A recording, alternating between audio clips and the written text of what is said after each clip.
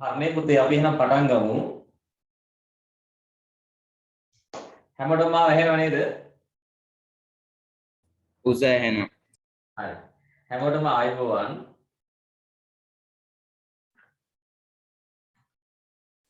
මම හිතනවා දැන් කට්ටිය කාලා දීලා පාඩමට ලෑස්ති වෙලා ඇති කියලා. අද මම කිව්වා සාහිත්‍ය කොටස කතා කරන්නේ ඊ අපි කතා කරා ව්‍යාකරණ සෙනසුරාදාට ව්‍යාකරණ ඉරිදාට සාහිත්‍ය. හොඳද? දැන් ඊයේ දේවල් අද ඔළුවේ තියාගන්න එපා. ඊයේ සම්බන්ධ වෙන්න බැරි වුණු අයට මම ඉදිරියේදී කොහොමද වීඩියෝ එක ගන්න කියලා කියන්නම්. අද අපි වෙනමම පැත්තක් කතා කරන්න යන්නේ තමයි සාහිත්‍ය. පුතේ මේ සාහිත්‍ය කියන වචනේ තේරුම සහිත බව. හරිද? සාහිත්‍ය කියන වචනේ තේරුම දැනගන්න බෑ. දැන් සාහිත්‍ය කියන මොකක්ද ඔගේ තේරුම? තේරුම තමයි සහිත බව. ඒ කියන්නේ මොනවා හරි එකේ තියෙනවනේ. තියෙන්නේ මොනවාද? රසවින්දනය. හරිද? දැන් ওই සාහිත්‍ය පොතේ හැම පාඩමකම තියෙන්නේ රසවින්දනය. හොඳද? අපි ඒවා කියවලා යමක් අපේ ජීවිතේට අපි ගන්නවා. හොඳද? එතකොට එතන තියෙන පළවෙනි පාඩම මේ වෙනකොට කියවලත් ඇති ඒ ගැන සමහරුන්ට පුළුල් අවබෝධයකුත් ඇති. කොහොම හරි කවන්නේ මම මුලක ඉඳලා යනවා මේ ටික කතා කරගෙන අපි යනකොට වයිබුතාලට හම්බ වෙනවා අහුවුන් නැති තැන් මේ පාඩම් වලගේ. එතකොට අහු වෙච්ච තවදුරටත් උපමට්ටම් වෙයි. පැහැදිලිද? හරියනම් වැඩි කතා නැතුව අපි පාඩමට යමු. මොකද ගොඩක් වෙලා කතා කරන්න වෙලාවක් නැහැ. වැඩ තමයි තියෙන්නේ. වැඩ. හරිද? මුලින්ම පුතාලා අපි දැනගන්න ඕනේ සාමාන්‍ය කරුණු ටිකක් තියෙනවා පළවෙනි පාඩම ගැන. හරිද? එතන සතර කම්මන්ත්‍රණය කියලා උඩින් පාත්තුන්නේ නැහැ ඔකට. ඔකට කියපු ලොකු යට ගියාවක් තියෙනවා. මම සරලව ඒ ටික කියලා දෙන්නම්. ගොඩාක් ඈතට යන්නේ නැතුව. ඉස්සෙල්ලාම ඔයාලා දන්නවද? ඔය ඉන්දියාවේ ධර්මයේ කටපාඩම් කට්ටිය හිටියා. ධර්මයේ කටපාඩම් කරගෙන හිටපු කට්ටිය. හරිද? විශේෂයෙන්ම ස්වාමීන් වහන්සේලා. ධර්මයේ කටපාඩම්. ඒ අයට කිව්වා භාණක පරපුර කියලා. භාණක කියන්නේ කටපාඩම්. භාණක පරපුර. ඒ භාණක පරපුරේ කට්ටියක් ලංකාවටත් ආවා. ලංකාවට ආවා. ඒ ආවේ ඔයාලා හිතන්නේ කවුරු එක්ක එන්නේ නැද්ද ලංකාවට යාලා?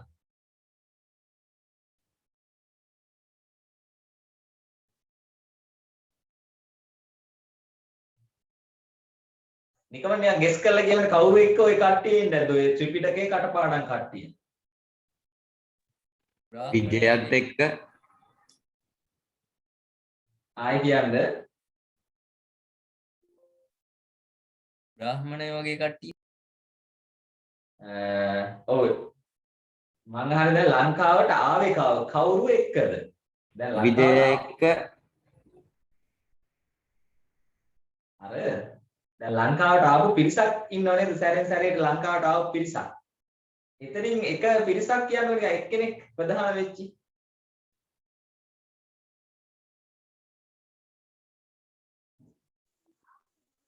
සංගමිත්තාතරුණිය. ඒ දැන් කාන්තා පාර්ශව වෙන්නේ. කාන්තා පාර්ශව වෙන්නේ. ඊට කලින් කවුද ආවේ? ආවා කියන්න බෑ. ඔව් මිහිඳු හාමුදුරුවෝ වැඩම කරානේ. මිහිඳු හාමුදුරුවොත් එක්ක ලංකාවට ආපුතේ ඔය බහානක පරපුරේ කට්ටියක්. අර ඔයාලා අහලා ඇතිනේ සූසට කලාකරුවෝ ආවා කියලා. අන්න එතන කට්ටිය හිටියා ත්‍රිපිටකයේ කටපාඩම්. ත්‍රිපිටකයට යනවනේ පොත් තුනක්. බුදුරජාණන් වහන්සේ ශ්‍රී මුඛයෙන් වදාළ සියලුම ධර්මය අංශ තුනක්. ඒ කියන්නේ පොත් තුනක්. එකක් තමයි සූත්‍ර, අනික අභිධර්මය, අනික විනය. සූත්‍ර, විනය, අභිධර්මය කියලා කොටස් තුනකට බෙදලා තුනම තියෙනවා එක පොතක. අපි ඒකට කියන ත්‍රිපිටකය කියලා. හොඳද? ත්‍රිපිටකය කියලා. ওই ත්‍රිපිටකයේම කටපාඩම් ආයත කිව්වා බහානකවරු කියලා. බහානකවරු. අන්න එයාලා ආව මිහිඳු හාමුදුරුවොත් එක්ක. හරිද? ත්‍රිපිටකයේ මම කිව්වා කොටස් තුනයි. සූත්‍ර විනය අභිධර්මය. හරිද? දැන් මෙතනින් පුතේ මෙතන සූත්‍ර කියන කොටස නැවත කොටස් පහකට බෙදුවා. ඔයාලා හැලා ඇති මධ්‍යම නිකාය, සංයුත්තර නිකාය, අංගුත්තර නිකාය කියන නිකායන් වගේක් තියෙනවා. එතන එකක් තියෙනවා පුතේ කුද්දක නිකාය කියලා. හොඳට අහගන්න කුද්දක නිකාය කියලා. කුද්දක නිකාය කියලා. මේ කුද්දක නිකාය හොඳද? නැවත කොටස් 15කට බෙදෙනවා.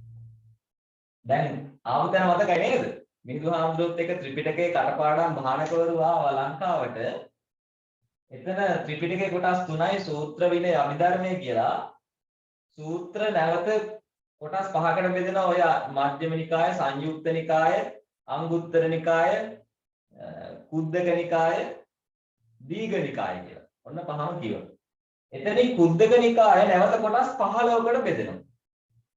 ඒ 15 එකක් තියෙනවා එක කොටසක් ජාතක පාළි කියලා. ජාතක පාළි. ජාතක පාළි. මෙන්න මේ ජාතක පාළි කියන කොටසේ තියෙන්නේ හෙළටුවා කියන කොටස. හරිද? ඒ කියන්නේ මෙන්න මේ ජාතක පාළි කියන ඇතුලේ තියෙනවා ජාතක කතා.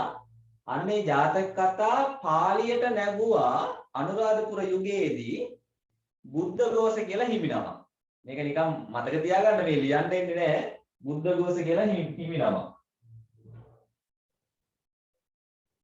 බුද්ධඝෝෂ කියන හිමිනම. අන්නේ හිමිනම පාළියට නගපු ග්‍රන්ථයේ නම දන්නවද ඔයාලා?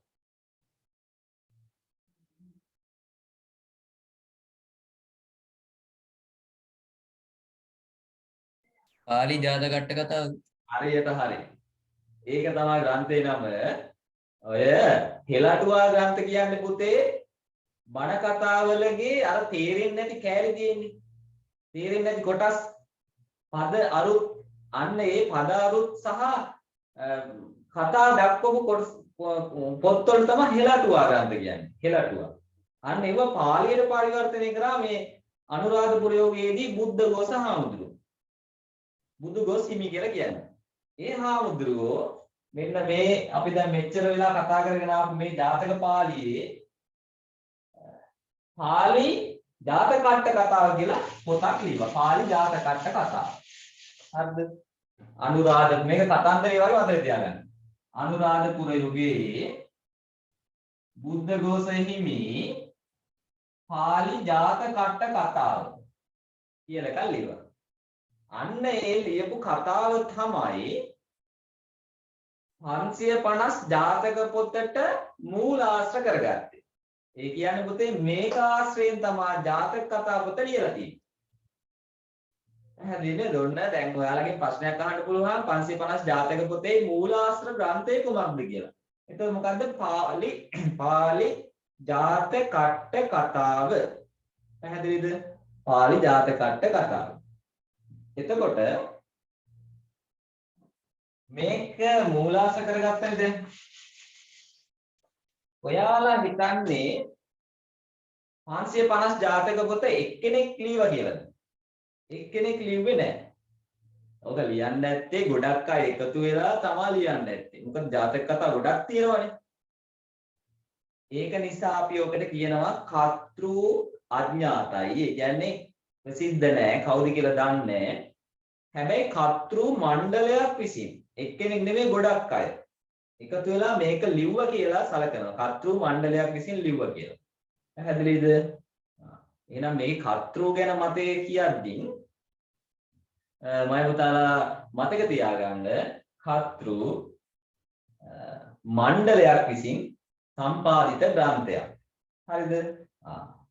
දැන් මේ කියන ඔක්කොම ඔළුවට දාගන්න ඊළඟට මම අහගෙන යනවා. හොඳද? ඊළඟට පුතා දැන් අනුරාධපුර යුගයේ බුද්ධඝෝෂ හිමියන් ලියපු පාළි ජාතකට්ට කතාව ඔහොම ක්‍රමයෙන් ඇවිල්ලා කුරුණෑගල යුගයේදී තමයි ජාතක කතා පොත බවට පත් වුනේ. ජාතක කතා පොත ලිව්වේ කුරුණෑගල යුගයේ.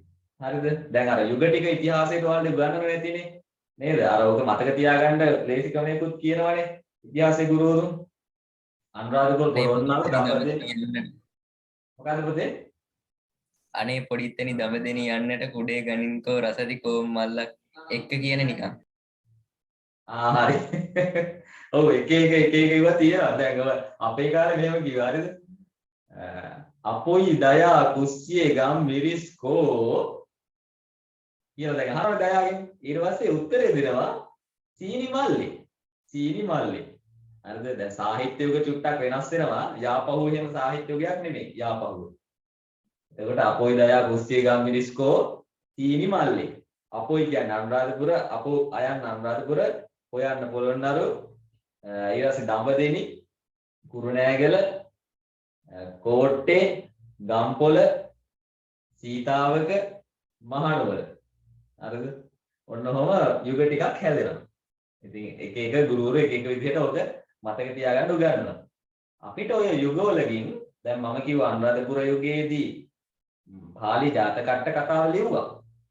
ඊට පස්සේ ඒක පාදක කොටගෙන කුරුණෑගල යුගයේ මොන යුගයේද? කුරුණෑගල යුගයේ. හොඳද? ඔය ඔලුවට දාගන්න. කුරුණෑගල යුගයේදී කතෘ මණ්ඩලයක් විසින් 550 ජාතක කතා පොත ලිව්වා. හරිනේ. ඒක දැන් හරි පැහැදිලි. දැන් ඇයි මම මේවා කියන්නේ? මේවා සාහිත්‍ය පේපර් එකට එනවා. හරිද? විචාරවලදී අපි මේ කරුණු දාලා ලියන්න වෙනවා. ඒකයි කියන්නේ. ඊට පස්සේ පුතේ ඔය කුරුණෑගල යුගයේ ඕක ලියනකොට ඒ දවස්වලගේ නම් හිටපු රජුරුව තමයි කුරුණෑගල යුගයේ ඒ දවස්වලගේ හිටපු රජුරුව තමයි හතරවෙනි පරාක්‍රම බාහු රජු. හතරවෙනියා. හතරවෙනි පණ්ඩිත පරාක්‍රම බාහු කියලා කියනවා. හතරවෙනි පැරකුම්බා රජු කියලා කියනවා. කොහොම හරි හතරවෙනි පරාක්‍රම බාහු රජු. සියවසක් විදිහට ගත්තොත් නම් ඉතිහාසයේ ඉගෙනගෙන ඇති ওই කාර්යයට අයිති වෙන්නේ 14 වෙනි සියවස. 14 වෙනි සියවස. හොඳද? ඊට පස්සේ ඔය පොත නිකම්ම ලියුනේ නැහැ. ඔය රජ්ජුරුවෝ හිටියට ඔය රජ්ජුරුවෝ කාලේ ඕකට ආරාධනය කෙරුවා පරාක්‍රම කියලා ඇමති කෙනෙක්. ඒක පොතේ නෑ පුතේ ඔයාලගේ. පරාක්‍රම කියලා ඇමති කෙනෙක් ඕකට ආරාධනා කෙරුවා. කොහොම පොතක් ලියන්න කියලා. හරිද? ඒ කරමු කට්ටියට කරන්න දැන් කවුද කියලා නෑ. එතකොට පරාක්‍රම ඇමති ඕකට ආරාධනා කරාට පස්සේ ඕකට අනුග්‍රහය දක්වලා වැඩේ කෙරෙව්වා වෙන ඇමති කෙනෙක්. කවුද යා?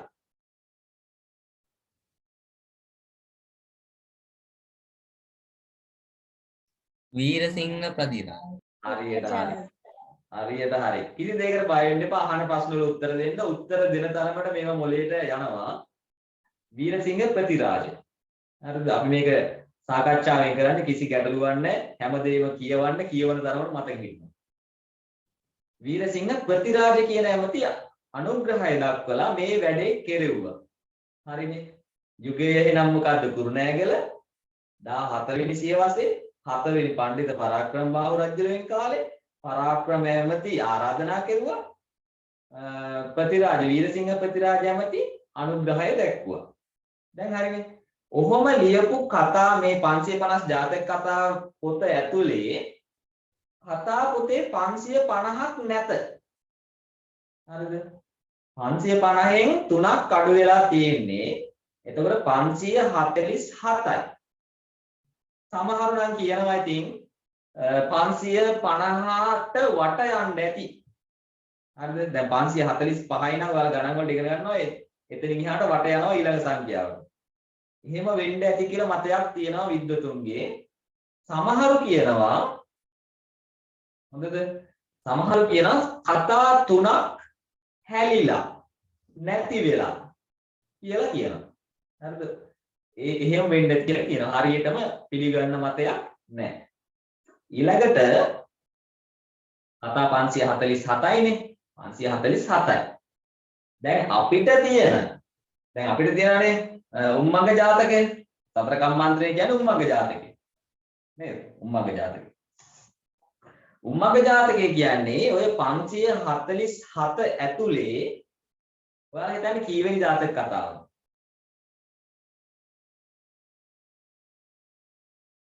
හිතා ගන්න බෑ නේද? 538.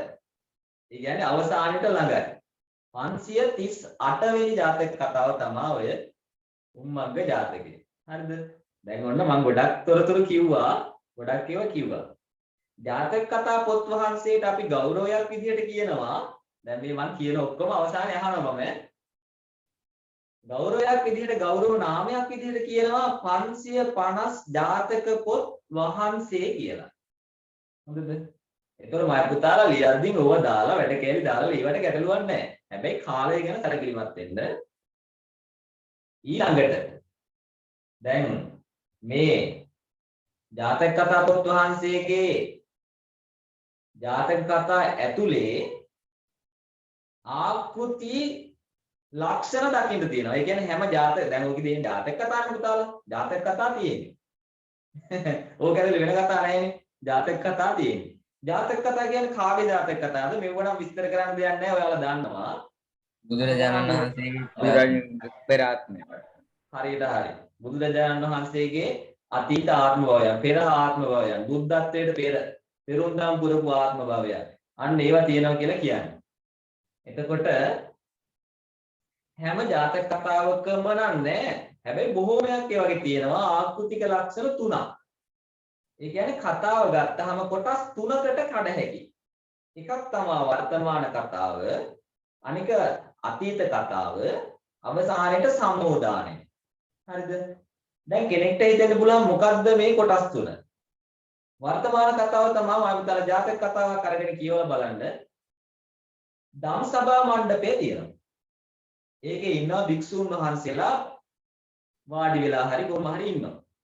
මේ ධම්සභා මණ්ඩපය තමයි දවසේ කටයුතු ගැන සාකච්ඡා කරන තැන භික්ෂුන් වහන්සේලා.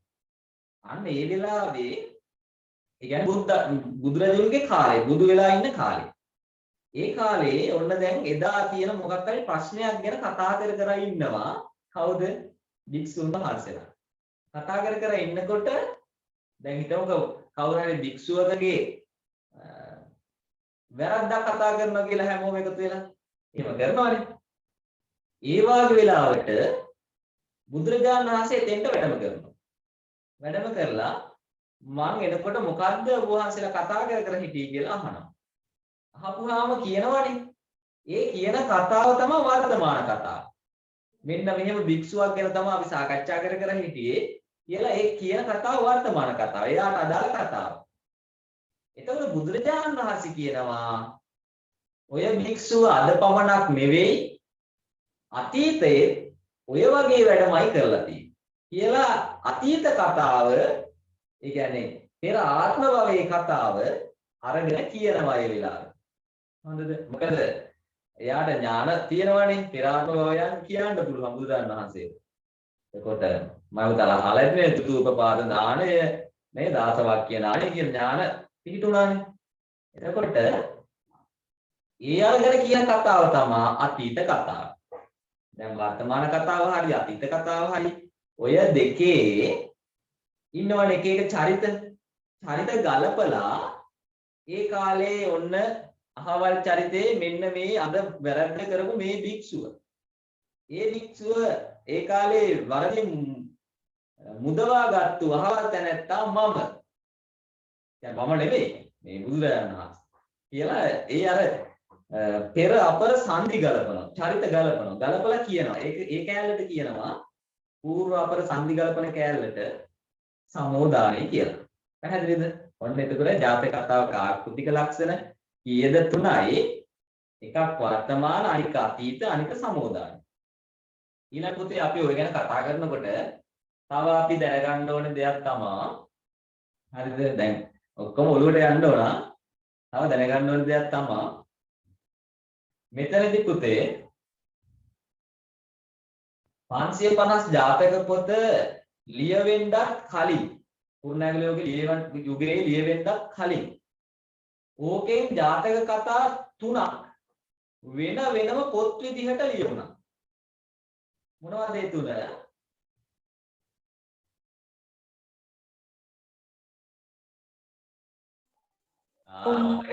මග ජාතකතාව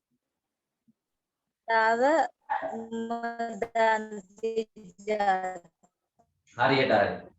උම්මංග ජාතකය එළුමන්දාව උම්මදන්ති ජාතකය. හරිනේ. උම්මංග ජාතකය උම්මදන්ති ජාතකය එළුමන්දාව. ඔය කියන කතා තුන පුතේ. ජාතක කතා තුන වෙනමම ලියුණා. හොඳද? ඊළඟට දැන් ඒක හරි. ගී කාව්‍ය තුනක්. ගී කාව්‍ය කාව්‍ය නෙමෙයි ගී කාව්‍ය. කියන්නේ ගීත. ගී කාව්‍ය තුනක්. දැන් තුන යන්නේ. ගී කාව්‍ය තුනක් ලියුණා. ඒ මොනවද? මුවදෙව්වත සසදාවත කෞසිලුනි. හරියට හරි. පුතේ මුවදෙව්දාවත සසදාවත කියන්නේ පොළොන්නරු යුගයේ ලියුනේ. මුවදෙව්දාවතයි සසදාවතයි පොළොන්නරු යුගයේ ලියුනේ. එතකොට ඉතුරු වෙන්නේ මොකද්ද? කෞසිලුමින. කෞසිලුමින මොන යුගයේද ඔයාලා හිතන්නේ? දඹදෙණි යුගයේ. කෞසිලුමින දඹදෙණි යුගයේ. කෞසිලුමින ලිව්වේ අර රජ කෙනෙක් කියලා මම ඔයාලට කිව්වනේ අර චිත්‍රපටයක අපේ ලිව්නේ. එහෙම. හරිද? එතකොට මුවදෙව්දාවතට ජාතක කතාව තමයි පාදක වෙච්චි මඛාදේව ජාතකය. මඛාදේව ජාතකය.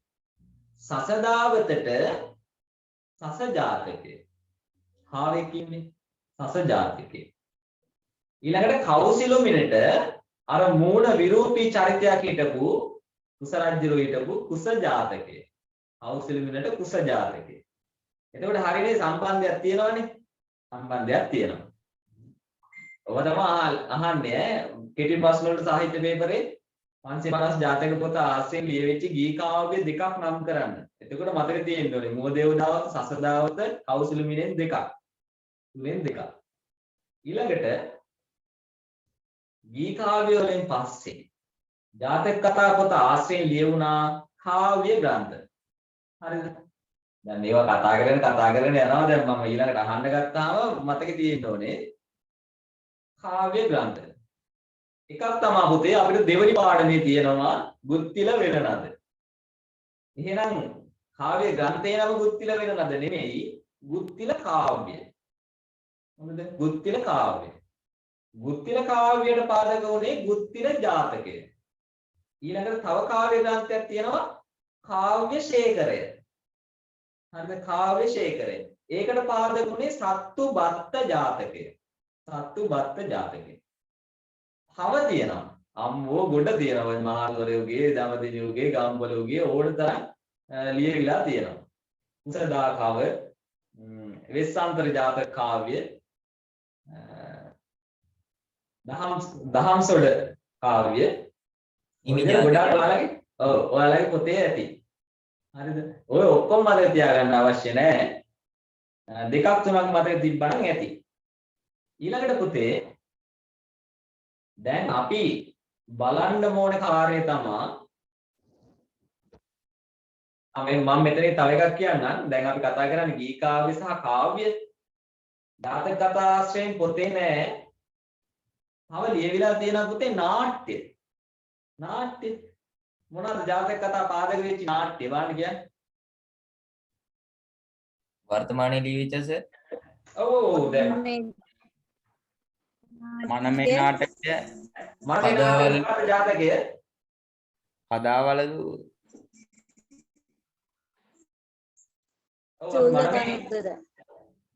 මනමේ නාට්‍ය ඉවර කරලා එමුකෝ. මනමේ නාට්‍යෙ මොකද්ද පාදක වෙච්ච ජාතක කතාව? චුල්ල දනුද්දර. හරියට හරි. හරියට හරි. චුල්ල දනුද්දර ජාතක කතාව.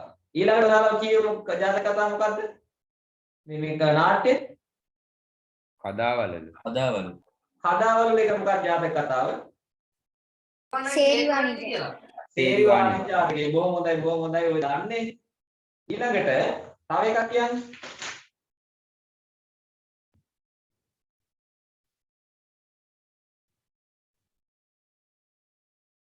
මට ඔයාලා කියනවා තව එකක් ඇහුණා ඉස්සෙල්ලා. වෙස්සාන්තරද කීවේ? වෙස්සාන්තර ජාතකේ. ඔව් හරි වෙස්සාන්තර ජාතකයේ වෙස්සාන්තර නාට්‍ය තියෙනවා. වෙස්සාන්තර නාට්‍ය. වෙස්සාන්තර රූකඩක් තියෙනවා. රූකඩ අම්බලන්ගොඩ. දැන් නම් නෑ මේ පරම්පරාව නෑ. මං චූටි කාලේ ඉස්කෝලේ යනකොට මං ඉස්සෙල්ලාම බලපු රූකඩ සංදර්ශනේ තමයි වෙස්සාන්තර රූකඩ. වෙස්සන්තර ජාතකය. මන්ත්‍රී දේවි වෙස්සන්තර රජු ජාලී ක්‍රිෂ්ණ දිනා ඒ කට්ටිය ඉන්නේ. ඊළඟ පුතේ තව තියෙන නාට්‍ය මම මට පිට මතක් කරලා කියන්න. දික්තල කාලගෝල. ඒක මොකද්ද? මොකද්ද ජාතක කතාව? උම්මග ජාතකය. නෑ මයි පුතේ. ප්‍රශ්නයක් නේද ඒක? ඔව් ඒක නෑ. ඒක ජාතක කතාවට යන්නේ නෑ. ඇයි අපේ ඉදිරිවීර සරච්චන්ද්‍ර මහත්මයාගේ තව නාට්‍ය තියෙනවා. දැන් ඔයාලා සේරිවාණන් ජාතකයේ තියෙන කතාවල් වල කිව්වා මනමේ කිව්වා තව තියෙනවා එයාගේම නාට්‍ය. සිංහ බව වෙනස්ද? නෑ සිංහව ගන්න බෑනේ. සිංහ බාහුවේ මහා වංශය. මහා වංශය ආශ්‍රයෙන් ලියලා තියෙන මහා වංශය. ඇයි අර ෆිල්ම් එකකටත් ගෑවේ මෝඩ විරූපී එක්කෙනා? කුස ජාතකය. අන්න හරි. කුස නාට්‍ය තියෙනවා. කුස නාට්‍ය තියෙනවා. මොකක්ද මේ නාට්‍ය? පබාවති. නාට්‍ය නම පබාවති. තව තියෙනවා. මහාසාර නාට්‍ය 9 වසරේ පෙළ පොතේ කොහෙද තියෙනවද මහාසාර නාට්‍ය. මහාසාර ජාතකය. හරිද මේ අහලක් නැතුව ඉතින් මතක තියාගන්න. ඊළඟට මාර්ග දාලා ලෝමහංශ එකට මොකද පුතේ? රණහංස ජාතකයෙන්. රණහංස නෙවෙයි මහා පදුම ජාතකය.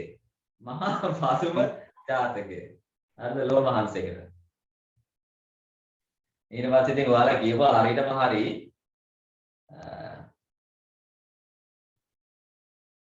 ඒක තමයි ගන්න තියෙන්නේ. දැන් මම දාලා ඒ කරුණු ටිකෙන් පස්සේ තව මතක තියාගන්න ඕන කරුණු දෙකක් තියෙනවා. එකක් තමයි දැන් අපේ නියමිත කතාව තමයි සතර කම්මාන්තරණය කියන්නේ උම්මග්ග ජාතකය. මොකද්ද මේ උම්මග්ග ජාතකයේ තියෙන විශේෂත්වය කියන එක? මොකද්ද විශේෂත්වය? මේ 550 තියෙදින් ඇයි උම්මග්ග ජාතකයෙන් ගත්තේ අපිට? මහෝෂධ පඬිතුමාගේ ජාතකයේ තියෙන දීර්ඝතම කතාව නිසා. උත්තර දෙකක් ආවා. එකක් එක්කෙනෙක් කියනවා මහසද පඬිතුමාගේ ප්‍රඥා මහිමවල එක්කෙනෙක් කියනවා දීර්ඝතම ජාතක කතාව. මොකද්ද ඕකෙන් හරි? මොකද්ද විශේෂත්වය? මහෞෂධ පඬිතුමාගේ ප්‍රඥා මහිමය නිසා. ගැන කතා කරන නිසා. බ්‍රෝ. ඒක නෙමෙයි. විශේෂත්වයේ පුතේ ඒක නෙමෙයි. විශේෂත්වය තමයි 550 ජාතක කතා පොතේ දීර්ඝතම ජාතක කතාව. මේකේ තියෙන විශේෂත්වය ඒකයි. පැහැදිලිද? ඔව් සර්. නැවත පටල ගන්න එපා. 550 ජාතක පොතේ තියෙන දීර්ඝතම දිග්ගම මේක මේ මහෞෂධ පඬිතෝ ප්‍රශ්න ගොඩක් විසඳනවා. එකක් තමයි ඔය මේ උමගේ කතන්දරේ. අපිට තියෙන සතර කම්මාන්තරේ උමගේ කතන්දරයක් නෝක. උමගක් නිර්මාණය කරන එක. ඕනනම් මම පුතාලා හොයාගෙන කියවනවා නම් හොඳයි උමගේ ජාතකය. මේ සම්පූර්ණ විස්තරයක් මේකේ තියෙනවා. එතකොට විශේෂත්වය වෙන්නේ 550 ජාතක පොතේ දීර්ඝතම ජාතක කතාව. ඒක තමයි විශේෂත්වය. අරමුණට තමයි අපි අරගෙන යන්නේ. උම්මග්ග ජාතකයේ අරමුණ මොකද්ද කියලා හැවුවොත් මොකද්ද මේකේ අරමුණ මොකද්ද පෙන්වන්න හදන්නේ? මහෝෂධ පඬිතුමාගේ ප්‍රඥා මහිමය. ඒක තමයි. මහෞෂධ පඬිතුමාගේ ප්‍රඥා මහිමය විදහා දැක්වීම. නැත්තම් බුද්ධි මහිමය ප්‍රකට කරවීම. එයා බුද්ධිමත් කියලා පෙන්වන්න තමයි මේක ලියලා තියෙන්නේ. හරිනේ. එයා කියන්නේ කවුද? මහෞෂධ කියලා ඉපදිලා තියෙන්නේ බුදුරජාණන් වහන්සේ. හරිනේ. බමුණු කුලයක මහෞෂධ කියලා ඉපදිලා තියෙන්නේ බුදුරජාණන් වහන්සේ. හරිනේ. ඒක තමයි. ඔන්න මම දැන් කරුණු ගොඩක් කිව්වා. අපි චුට්ටක් මතකද කියලා බලමු. ඊට පස්සේ අපි කෙලින්ම අපේ පාඩමට යමු. හරි. ඔළුව ක්ලියර් කරගන්න ඔක්කොම පිළිවෙලට පෙළගස්ස ගන්න.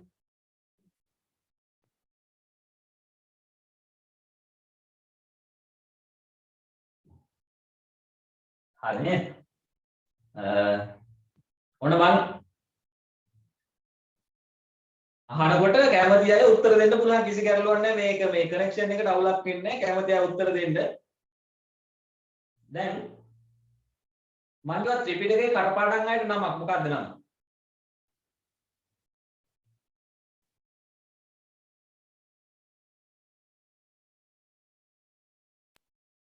යන්න පටන් ගන්න අම්බානි වරුද කොහොමද බඳුනනවා. මොකද්ද පුතේ මට ඇහුන්නේ නැහැ. බානක හරියට හරි. ත්‍රිපිටකේ කටපාඩම් අය භාණක පරපුර. භාණකවරු. ඊට පස්සේ පුතේ මම ත්‍රිපිටකය කියලා කොටස් තුනක් බෙදුවා. මොකද්ද? සූත්‍ර විනය අභිධර්ම. හරි. එතනින් සූත්‍ර කියන එකේ මොන කොටසද ජාතක පාළිය අයිති වෙන්නේ?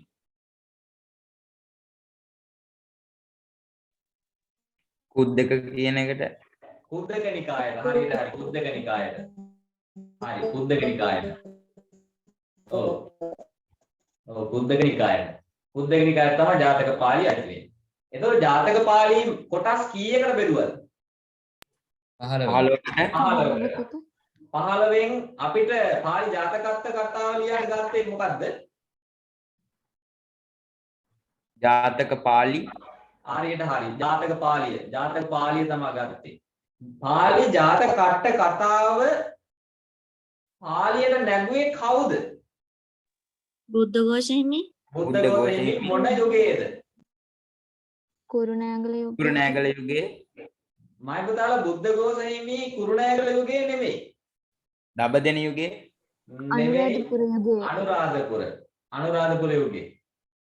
එහෙම ලියපු පාළි ජාතක කතාව මූලාශ්‍ර කරගෙන 550 ජාතක කතා පොත ලිව්වේ මොන යුගයේද? 14 වෙනි සියවසේ කුරුණෑගල. කුරුණෑගල යුගයේ සියවසත් එක්කම කියව කුරුණෑගල යුගයේ 14. හිටපු රජුරෝ කවුද? හතරවන පණ්ඩිත පරාක්‍රම බහුලයට. හරියට හරිය. උත්තර දෙන්න බැරුණාට කමක් නැහැ. හිතින් හරි උත්තර දී ගන්න. හිතින් හරි දී ගන්න කමක් නැහැ. ওই කාලේ ඔකට ආරාධනා කරේ කවුද? වීරසිංහ පතිරාජ නම් ඇමතිවරයා නෑ. වැරදි. පරාක්‍රම ඇමතිවරයා පරාක්‍රම ඇමතිවරයා. අනුග්‍රහය තමයි වීරසිංහ පතිරාජ ඇමති. හරි නේද? ජාතක කතා 547යි ඒක නම් අහන්න දෙයක් නැහැ. හරිද? ඊළඟට ජාතක කතාවලගේ ආකෘතික ලක්ෂණ තුනයි ඒකත් දන්නව අහපු ගමන් ඔයාලා කියනවා.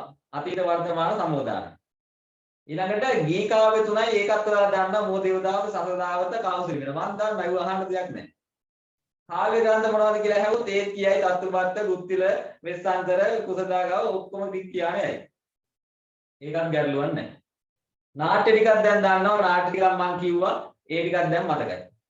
හරිද? මේකේ විශේෂත්වය මම කිව්වා. මේක දීර්ඝතම ජාතක කතාව කියලා. ඒකත් මතකයි. අහන්න දෙයක් නැහැ ඒවා. අහන්න ප්‍රශ්නයක් නැහැ නේද? ඔව් ඒක තමයි ඔයාලා දැන් දන්නවා. ඔළුවේ තියෙන ඒ නිසා මම අහන්නේ නැත්තේ. මේකේ අරමුණ මොකක්ද කියලා කිව්වා. මහවද පාඨමාගේ ප්‍රඥා මහිමය දැක්වීම. එහෙනම් පුතේ ඔය ඔයාලගේ ඔළුවේ තියෙන දැන් ලකුණු. සාහිත්‍ය පේපර් එකේ කෙටි ප්‍රශ්න 10ට එන ලකුණු. විචාර ප්‍රශ්නයකට උත්තර ලියනකොට හැඳින්වීම කොටසට දාන ලකුණු ටික. තොරතුරු ටික. ඔය දැන් තියාගෙන ඉන්නේ. හරිද? ඕක අමතක කරන්න එපා. නිතර මතක් කරන්න. ගෙදර ඉන්න ගමන් බුද්ධඝෝෂයා මොකද්ද ලියවේ? එහෙම අවමන් කරන්නේ බුද්ධඝෝෂ හාමුදුරුවෝ නමක් එතකොට මේ 505 ජාතක පොත කොයි කාලෙද ලියවේ? ඒවා එහෙම මතක් කර ඉන්න. ඒවා නෙමෙයි තමයි යා කාලද දන්නේ. අන්න එහෙමත් මතක් කරගන්න. ඒව මතක් කරන්න එපා.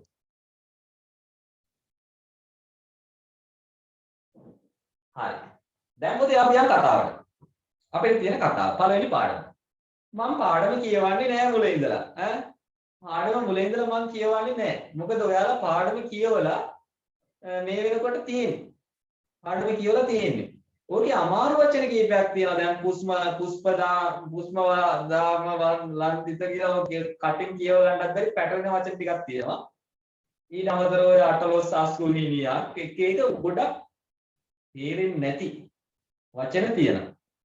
මම පුතේ මේ වචන සෙට් එකේ දානවා තේරුම් ටික මම පුතාලා එතකොට ඒව මාක් කරගන්න පුළුවන්. ඒක ගැටලුවක් නැහැ. හේතුව තමයි ඒ සර් එවන්නේ ලකුණු. ඇයි විභාගයේ සාහිත්‍ය පේපර් එකේ දෙවනි ප්‍රධාන ප්‍රශ්නයේ මම කිව්වා ප්‍රශ්න 5ක් එනවා. ඒ 5ට අහන්නේ දෙවනි ප්‍රශ්නේ. 5ට අහන්නේ ඔය පාඩම් ඇතුලේ අමාරු වචන. ඒවා විතරක් නෙමෙයි තව අහන. ඒකයි ඒක මම එවන්නේ. හරි. අපි යන් කෙලින්ම කතාවට. මම සරලව short and sweet කියන කතාවට අක් ගාලා කියනවා. ඊට පස්සේ අපි කෙලින්ම යන්නේ කොහොමද මේකේ එකින් එක විචාර ප්‍රශ්න වලට පාඩමින් මොනවද ගන්නෙ? අන්න එතන තමයි මම යන්නේ. හරිද? මොකද මේකේ කතාව ගොඩක් කියන්න දෙයක් නැහැ. ඔයාලා කතාව දන්නවා. මාත් එක්ක කතා කරමු. කේවට්ට හිටියේ මොන රාජ්‍යයේද? උත්තර පාංචාල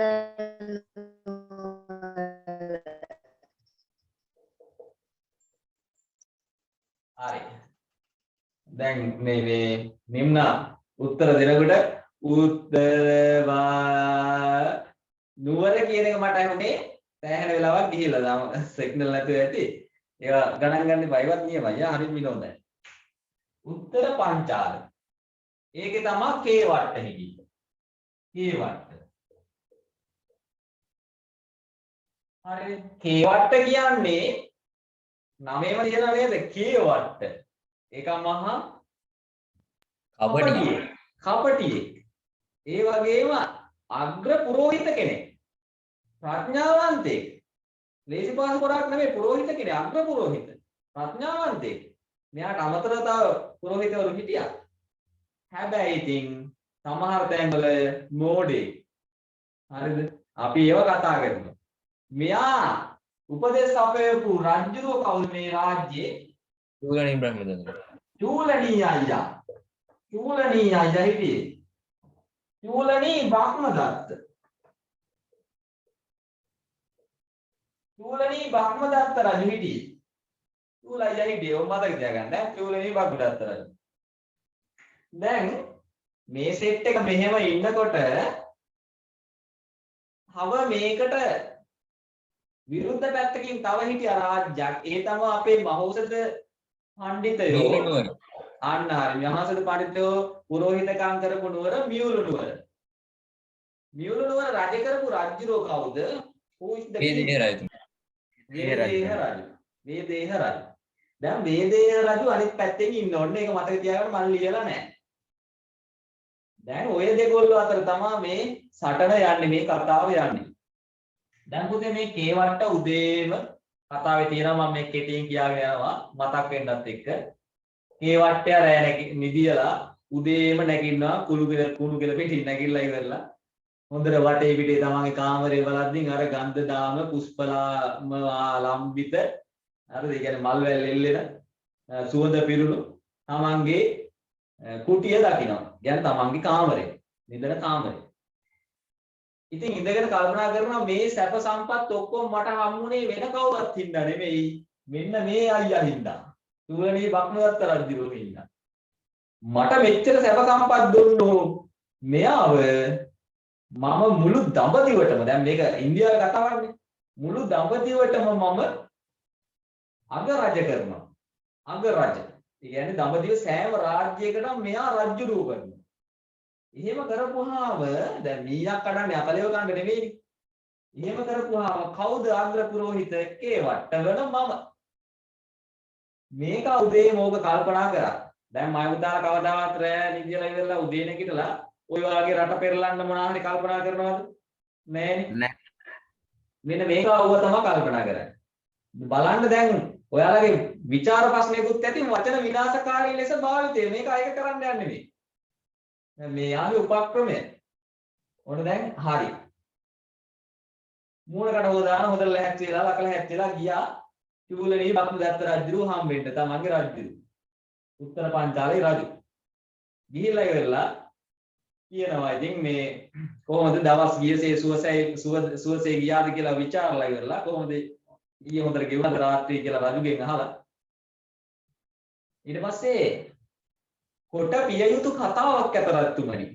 කොට පිය යුතු කියන්නේ ඔයාලට කියන්න මට පොඩි කතාවක් තියෙනවා. ඔයාලට කියන්න මට පොඩි කතාවක් තියෙනවා කියලා. මේක එනවා ලයින් එකට ඇවිල්ලා කේවට්ට මොකද කරන්නේ? චූලනී රජුරුවත් එක්ක මේ ගැන ඩිස්කස් කරන්න එකයි යනවා මගුල් සල්ලු වෙනට. හරිද? දෙන්න යනවා මගුල් සල්ලු වෙනට. මොකද මේක කට්ටිය ඉන්නද රාජමාලිගයේ බෑ සාකච්ඡා කරන්න. හරිද? ඊට පස්සේ මගුල් සල්ලු වෙනට ගිහිල්ලා හරි දැන් ඔයාලා දන්නවනේ රජුරවන්ට වෙනම උයනක් තියෙනවා මගුල් උයන කියලා. මගුල් උයනේ සල්ගස් තියෙන කෑල්ලට ගිහිල්ලා සල්ගහක් යට වාඩි වෙනවා. හොඳ බෙන්ච් එකක් දාලා තියෙන තැනක එතෙන්ට වෙලා දැන් වාඩි වෙන සල්ගහක් යට. හරිද?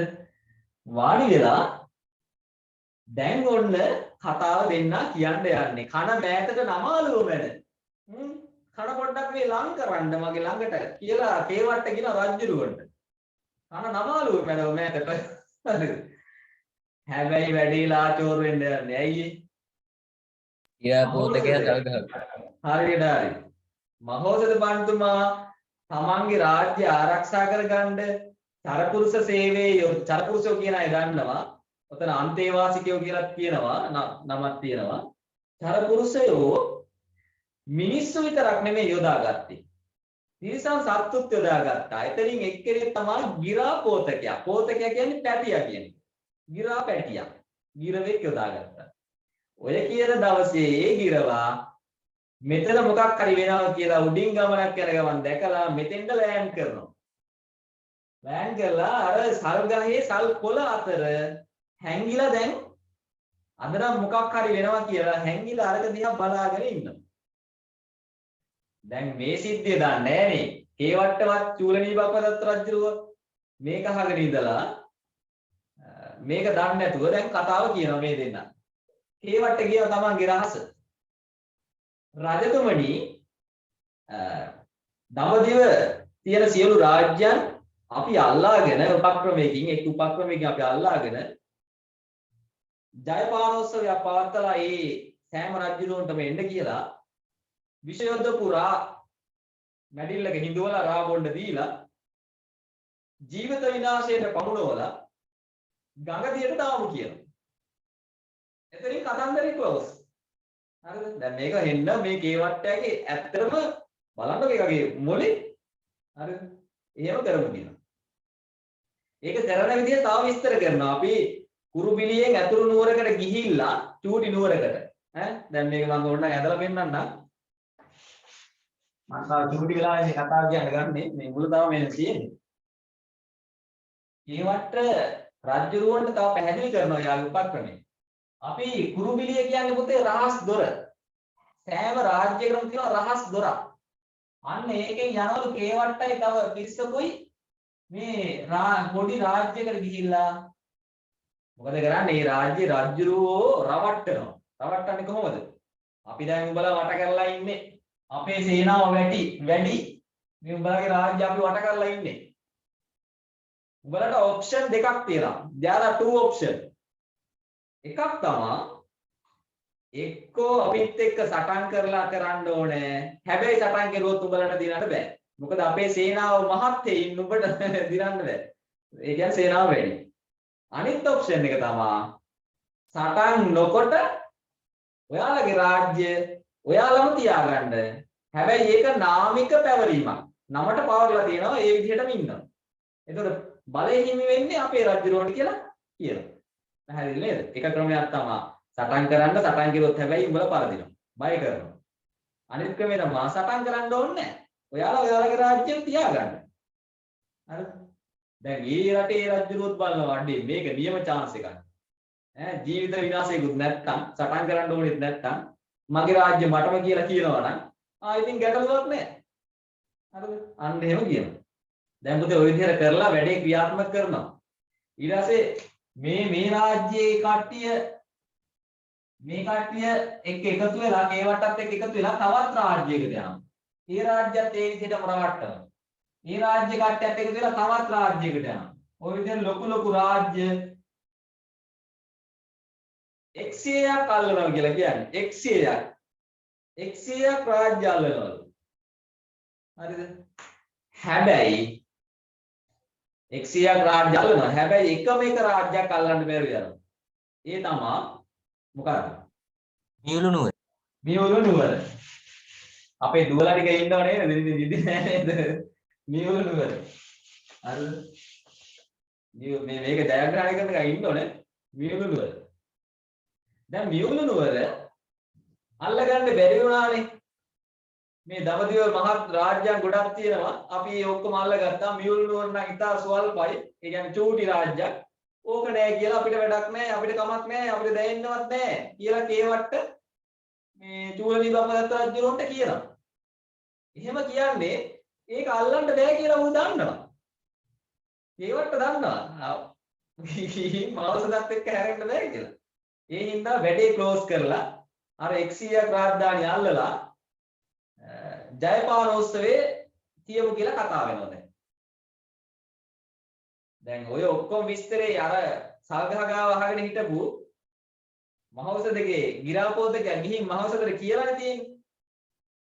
මහෞෂධ ඒ ගැන තවදුරටත් හොයන්න කරපුරුෂෝ යවුවා. ඒ කරපුරුෂෝ මාර්ගයෙන් දැනගන්නවා කවද්ද රාපානෝත්සවේ තියෙන්නේ, ජයපානෝත්සවේ තියෙන්නේ. දැනගන්නවා. දිනේ දැනගෙන තමන් ඉපදිච්ච දවසේම ඉපදුනා යෝධයෝ 1000ක්. ඒ යෝධයෝ 1000 අමතලා එන්න කියලා විස්තරේ කියලා දීලා මෙන්න මෙහෙම වැඩක් වෙනවා උත්තර පංචාල නුවර චූලනී අයියා මෙහෙම කරන්න යන්නේ කේවට්ටත් එක්ක 100ක් රාජධානි වල කට්ටියයි රජදරුවෝ. නමුත් ඔවුන් දන්නේ ඔවුන්ට විෂ යොදපු රාසහ මස් කණ්ඩ දීලා මර බොණ්ඩ දීලා මරවලා ගඟ දිහර දාන්න යන්නේ කිඹුලන්ට කණ්ඩ කියලා. ඒක දන්නේ නෑ යා. ඒ නිසා උඹලා ගිහිල්ලා ඒ රාමණ්ඩපය එක උපක්‍රමයක් යොදලා විනාශ කරපල්. උපක්‍රමයක් කියලා දෙනවා. හරිද? උඹලා ගිහිල්ලා දැන් ලස්සන ටේබල් එක arrange කරලා ඇතිනේ. ওই වෙලාවේ ලස්සන ටේබල් එක arrange කරලා ඇති. පාටියක්නේ. කට්ටිය බොණ්ඩනේ යන්නේ. ජය පානේ සමරන්නනේ යන්නේ. අර 100ක් රද්දරුවොත් එක්ක. අනේ ඉතින් අහිංසකයෝ යොමු මුකුත් දන්නේ නැහැ. එතෙන්ට ගිහිල්ලා අර යෝධයන්ට කියන්න කියනවා උඹලා ගිහිල්ලා චූලනී බ්‍රහ්මදත්ත රජුරවන්ට පණවලා තියෙන අසුන ළඟම අසුන අල්ලගනින්න. එතකොට අනිත් රජුරවරු අහයි උඹලා මොන රාජ්‍යද? කවුද රජුරෝ කියලා. එතකොට යෝධයන්ට කියන්න කියනවා අපි මියුරු නුවර වේදේහ රජුරවන්ගේ පුරුෂයෝ කියලා කියන්න කියනවා. එතකොට දැන් ඕක කියපු ගාම අර රජුරවරු අහනවා දැන් කොච්චර කාල ගියාද පුතේ ඔය මේ 100 රාජධානි අල්ලගන්න කොච්චර කාල ගියාද කේවට්ටට? 7 අවුරුදු 7 මාස 7 දවස්. හරියට හරි. නියම කොල්ලෙක් ඈ. අවුරුදු 7යි මාස 7යි දවස් 7යි. අපි අවුරුදු 7යි මාස 7යි දවස් 7ක් රාජ්‍යයන් ගානේ ගියා.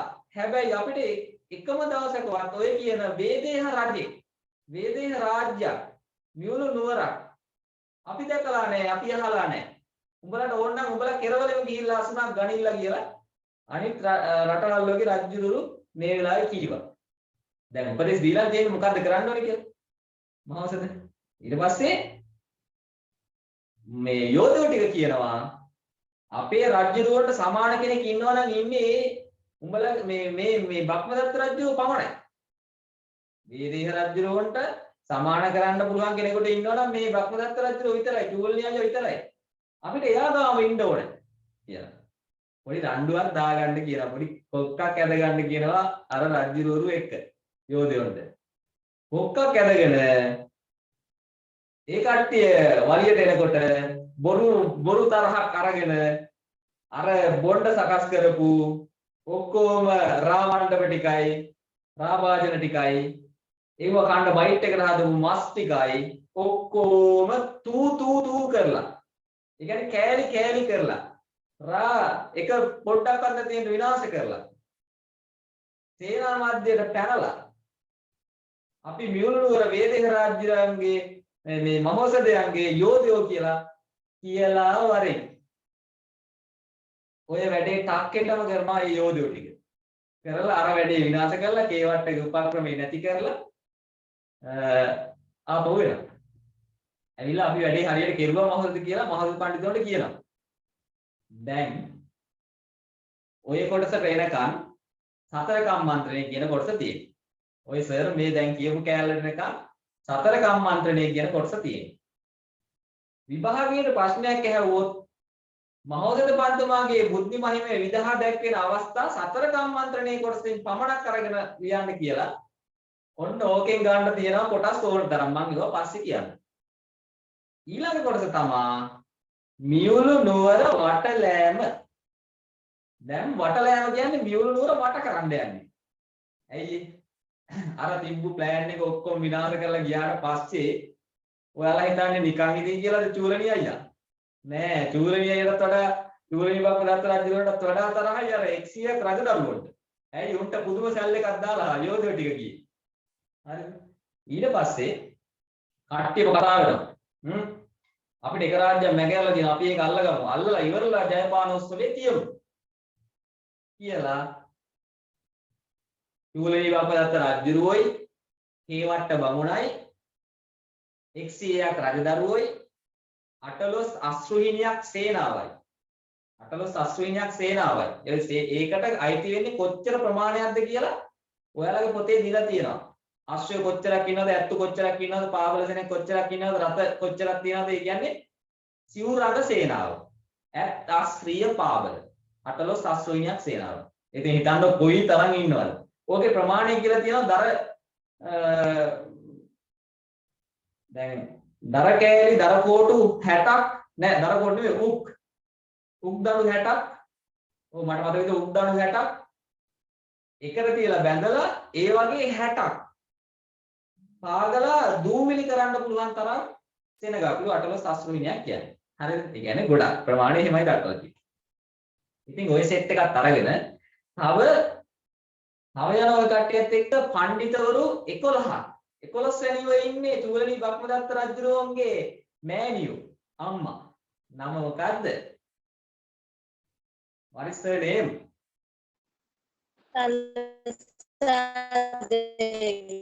තලතා දේවිය. හරියට හරි. තලතා දේවිය. තලතක්ක තමයි ඉන්නේ. හරිද? තලතා දේවිය ඉන්නේ. ඒ කට්ටියත් එක්ක යන්නේ. දැන් පුතේ මේ එසේ මෙසේ සෙනගත්ත යන්නේ. අර චූටි මෙච්චර විතර රාජ්‍යයක් අල්ලන්න ලොකු සෙනගක් කරනවා. හරිද? ගිහිල්ලා වටලනවා පුතේ රවුම් 4කට. අර චූටි රාජ්‍ය ඒ කියන්නේ මියුළු නුවර මේ තියෙන මියුළු නුවර මේක වට 4කට ඕම වටලනවා. පළවෙනි වරල්ලේ පාවල සේනාව. දෙවෙනි එකේ සිවුරංග සේනාවෙන් රිය සෙනග. ඔව් මට මතක විදිහට මම කියන්නේ. ඊළඟට අශ්වයෝ. ඊළඟට ඇත්තු.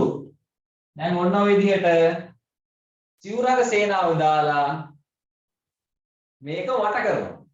හරිද? වට කරනවා. දැන් ඕක දකින්නවා තව මහෞෂධ පඬිතුවරුන්ට අමතරව තව පඬිතුවරු 4 දෙනෙක් හිටියානේ. මොකද්ද නම් මතකද?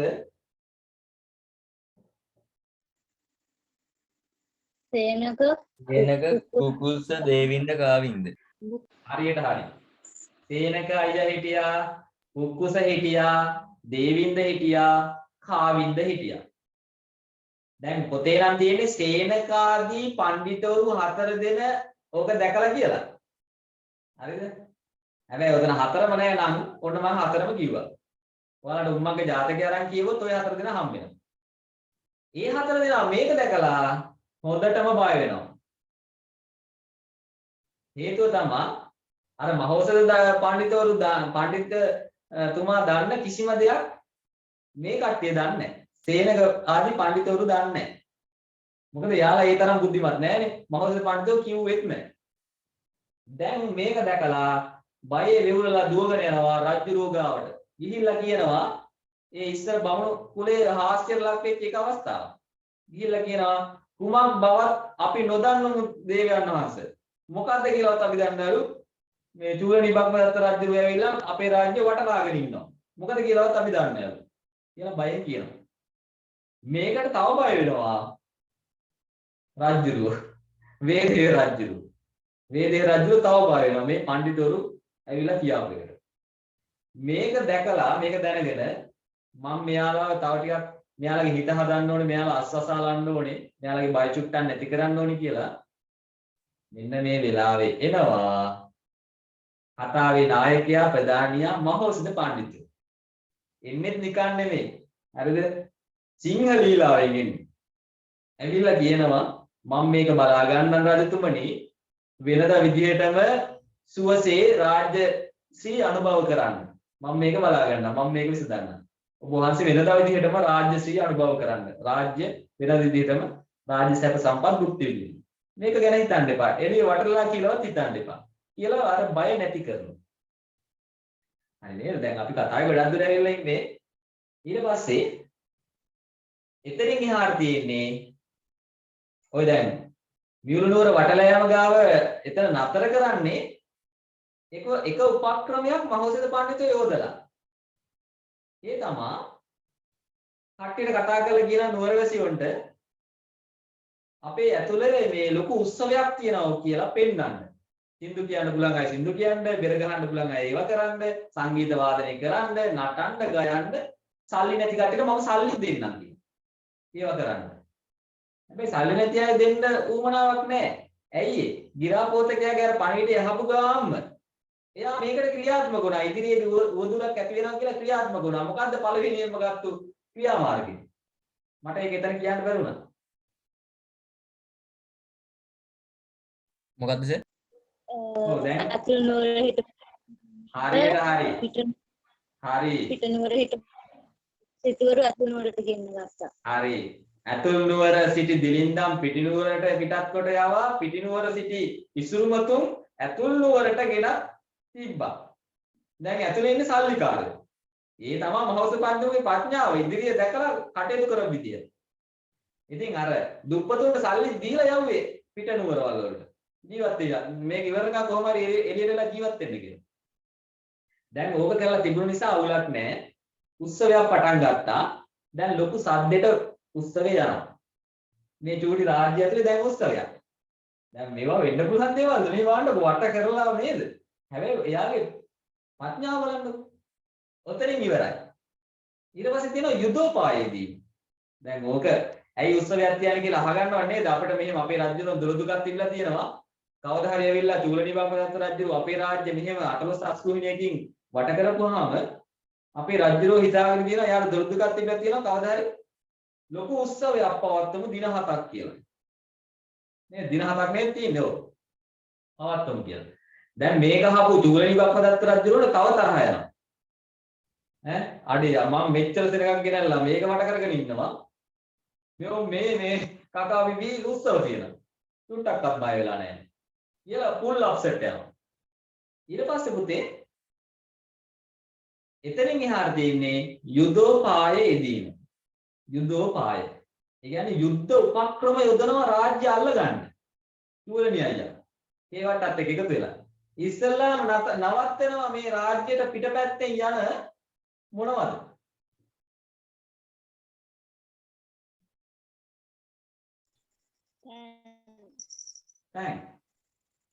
පෑන් අතර කරනවා. පෑන් අතර කරනවා. පෑන් අතර කරාට පස්සේ පෑන් කියන්නේ වතුරනේ. වතුර නතර කරාට පස්සේ මේ කට්ටිය එළියට එයි කියලා හිතුවා. වතුර හොයාගෙන පිපාසාවට. එළියට ආපුවාම මෙයාලා අල්ලගමු කියලා. ඇයි එහෙම ඒවා කරේ?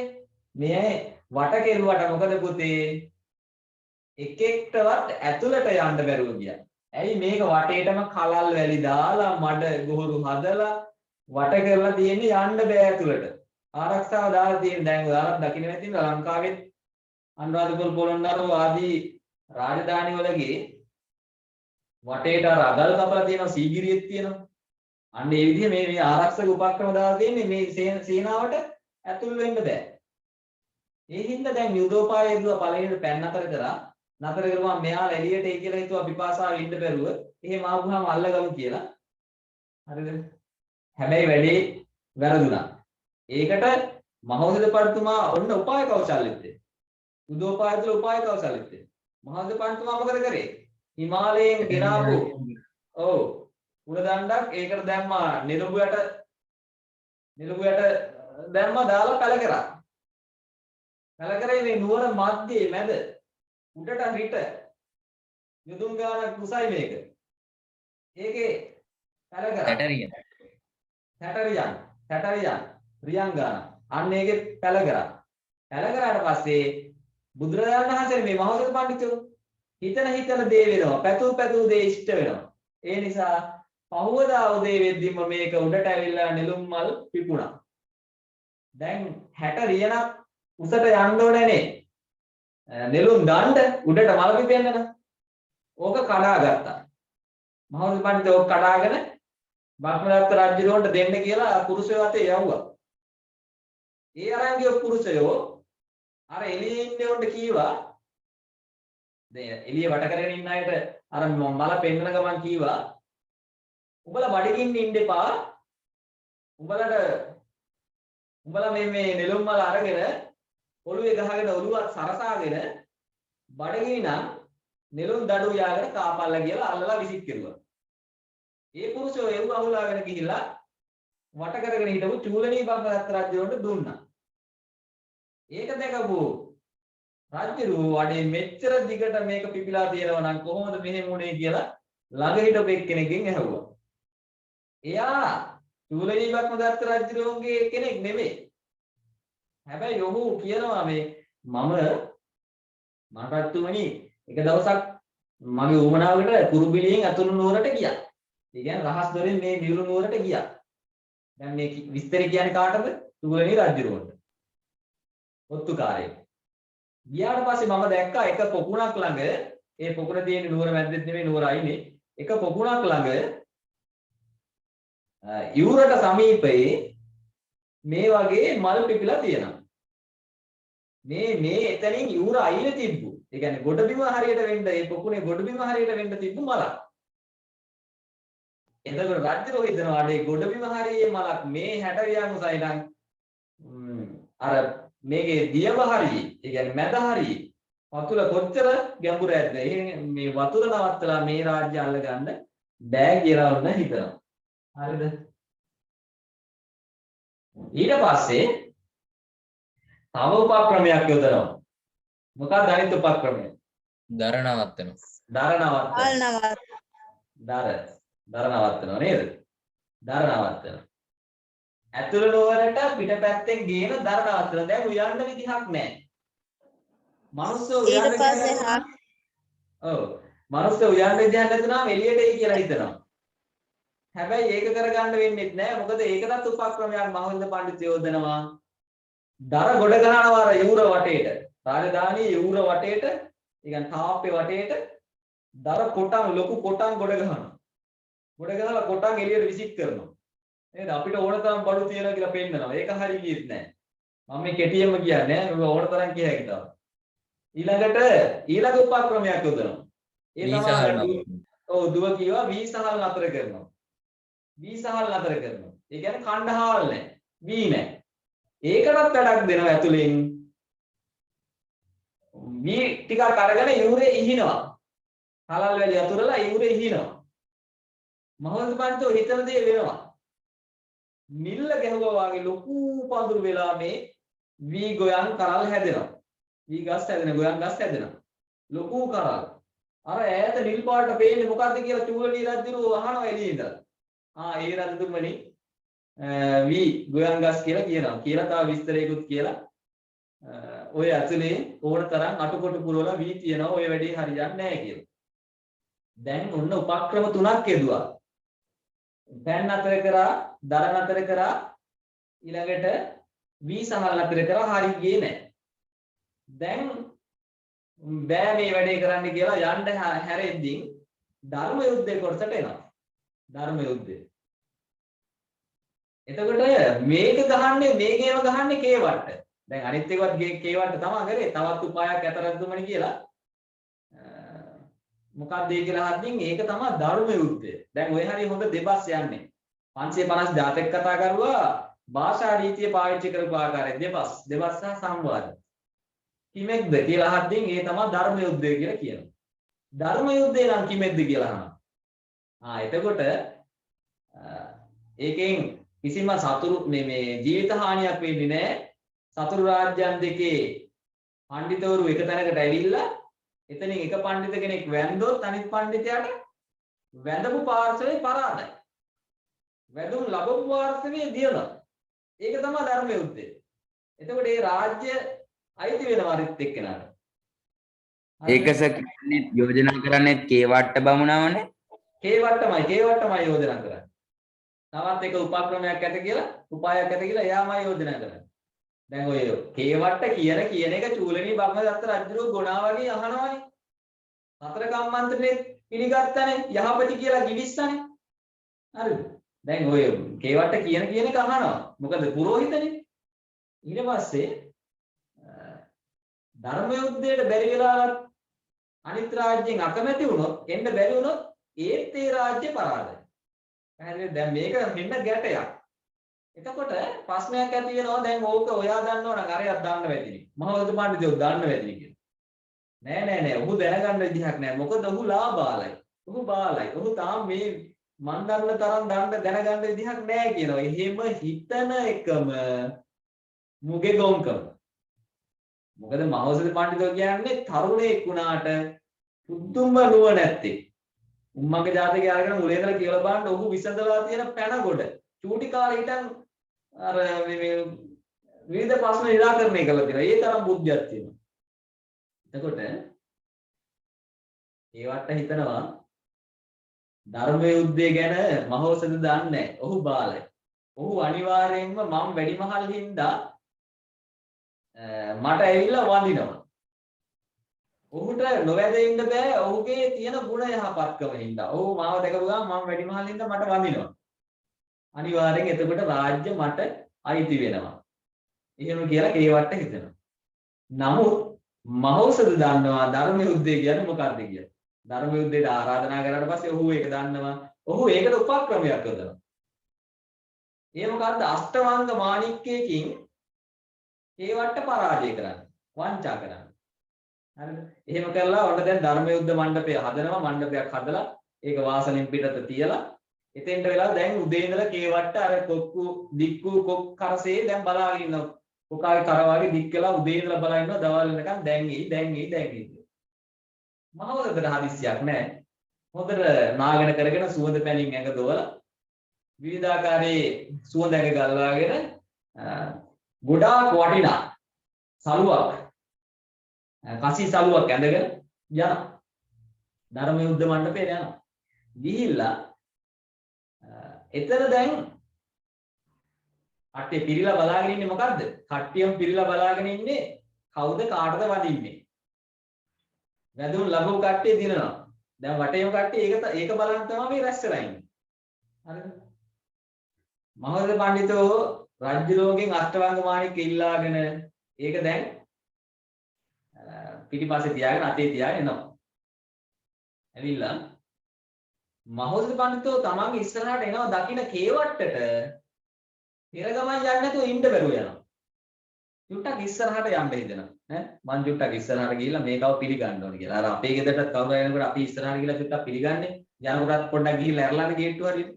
ඒ වගේ. එහෙම කේවට්ටට හිතෙන්නේ මහෞෂධකේ තියෙන අර තේජවන්ත බව හින්දා. නැත්තම් වයසක කෙනෙක් යනවාද එයාව පිළිගන්නේ නැහැ. නමුත් කේවට්ට මගට යනවා ගිහිල්ලා අහනවා මෙච්චර දැන් වෙලා ගියන ගොඩක් වෙලා ගියනේ. කුමක් නිසාද අපට සාදරයක්වත් නොකරේ?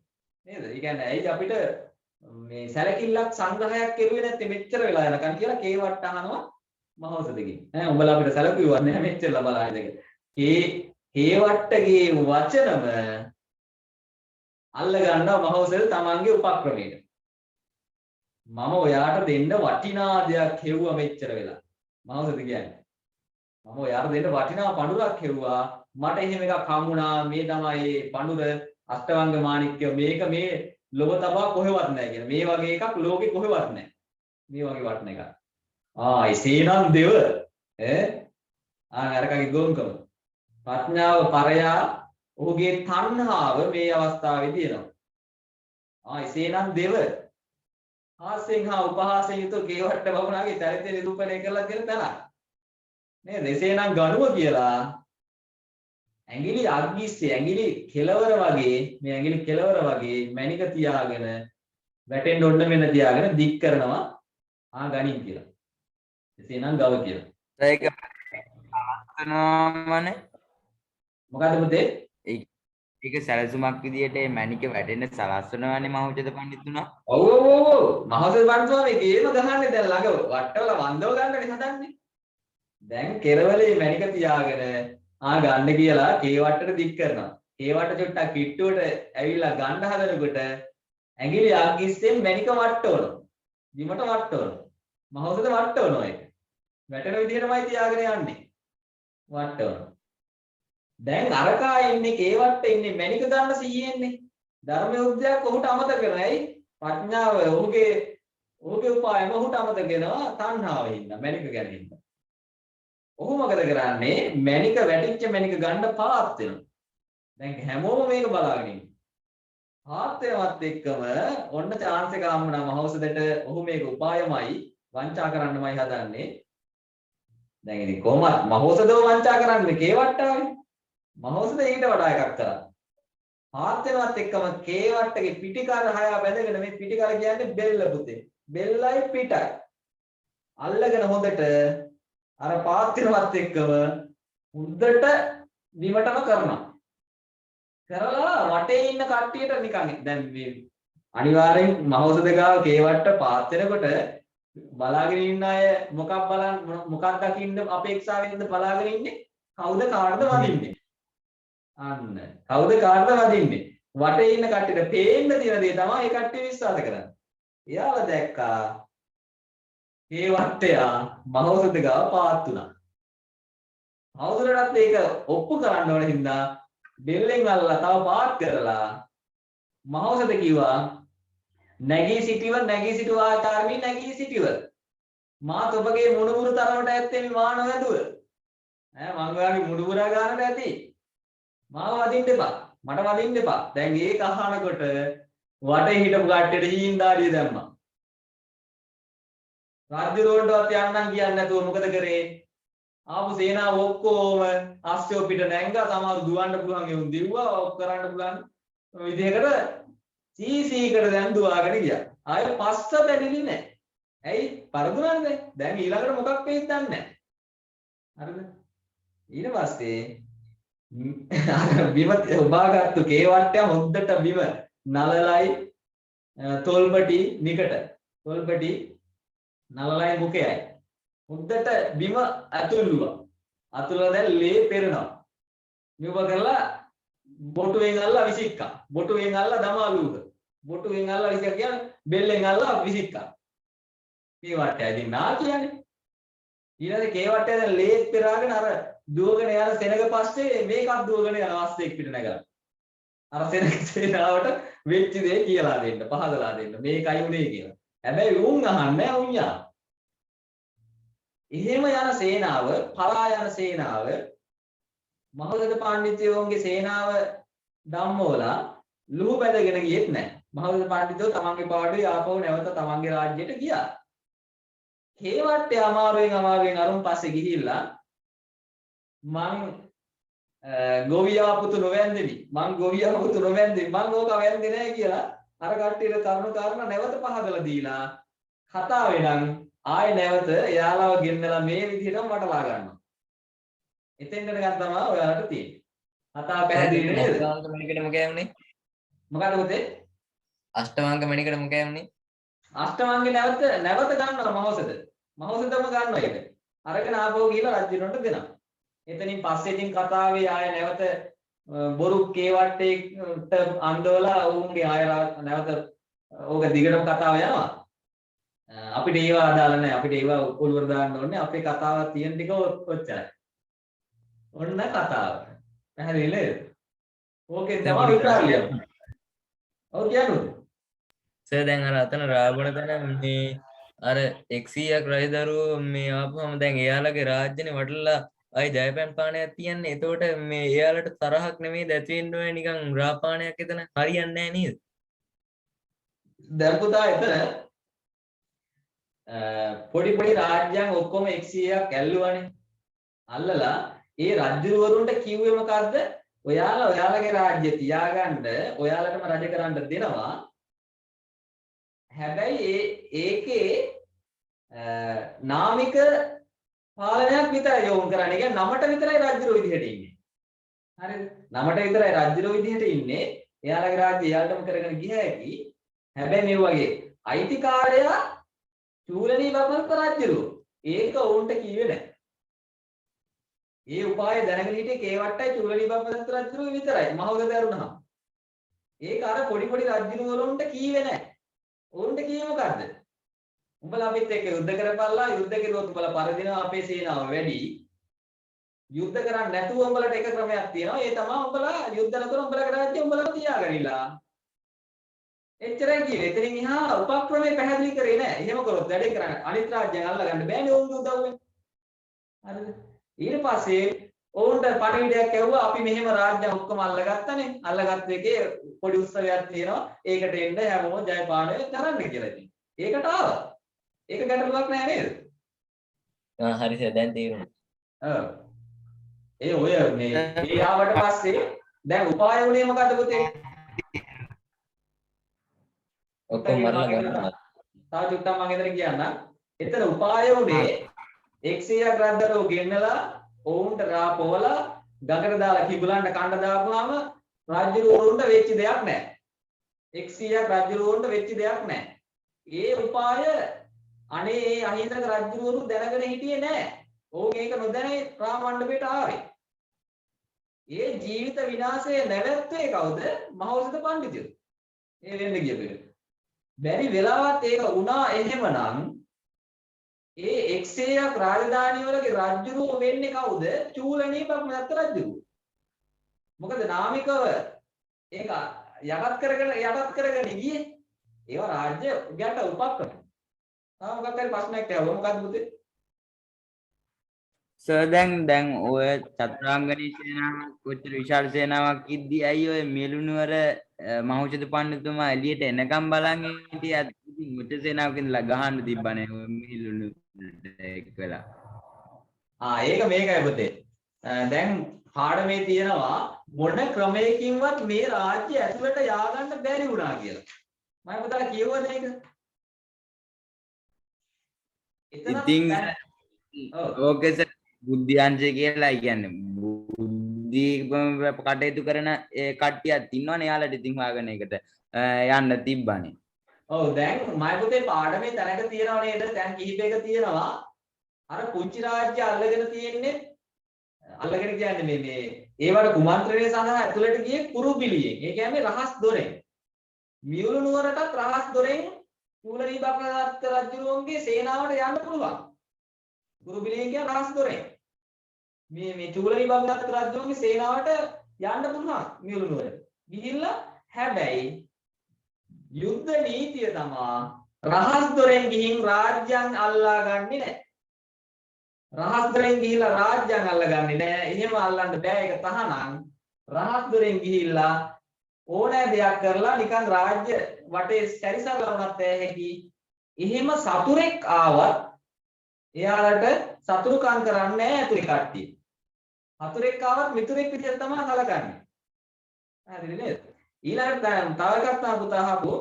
ඇයි ඔච්චර සේනාවක් වට කරගෙන ඉඳලා ඇයි මහෞෂධ පඬිතුෝ අල්ල ගන්න බැරුවේ? අතට යන්න බැරුනේ කියන්නේ. මේකට හේතුව දැන් අරක එකක් රහස් දොරෙන් ගියාට සතුරු වැඩ කරන්න බෑ. අනිත් හේතුව තමයි මේ වටේටම මහෞෂධ පඬිතුෝ කාටවත් එන්න බැරි වෙන්න රහස් දොරෙන් ඇරුණාම කාටවත් එන්න බැරි වෙන්න රැකවල් දාලා තිබුණේ. ඒ කියන්නේ ලොකු පවුරක් බැඳලා තිබුණා. පවුරට එහා පැත්තෙන් කලල් වැලි. එක අඩියක්වත් තියන්න බෑ. අඩියක් තියපු ගාම ඇතුළට බැහැගෙන යනවා. අන්න එහෙම වැලි පවුරක් දාලා තිබුණා. ඊට පස්සේ මඩ පවුරක් දාලා තිබුණා. අන්න ඒවා පහු කරගෙන කාටවත් එන්න බැරුව ගියා මේ සේනාවට. ඒක පැහැදිලි නේද? පැහැදිලි සර්. ඔව්. තා මොන හරි පුතේ අහන්න තියෙනවද?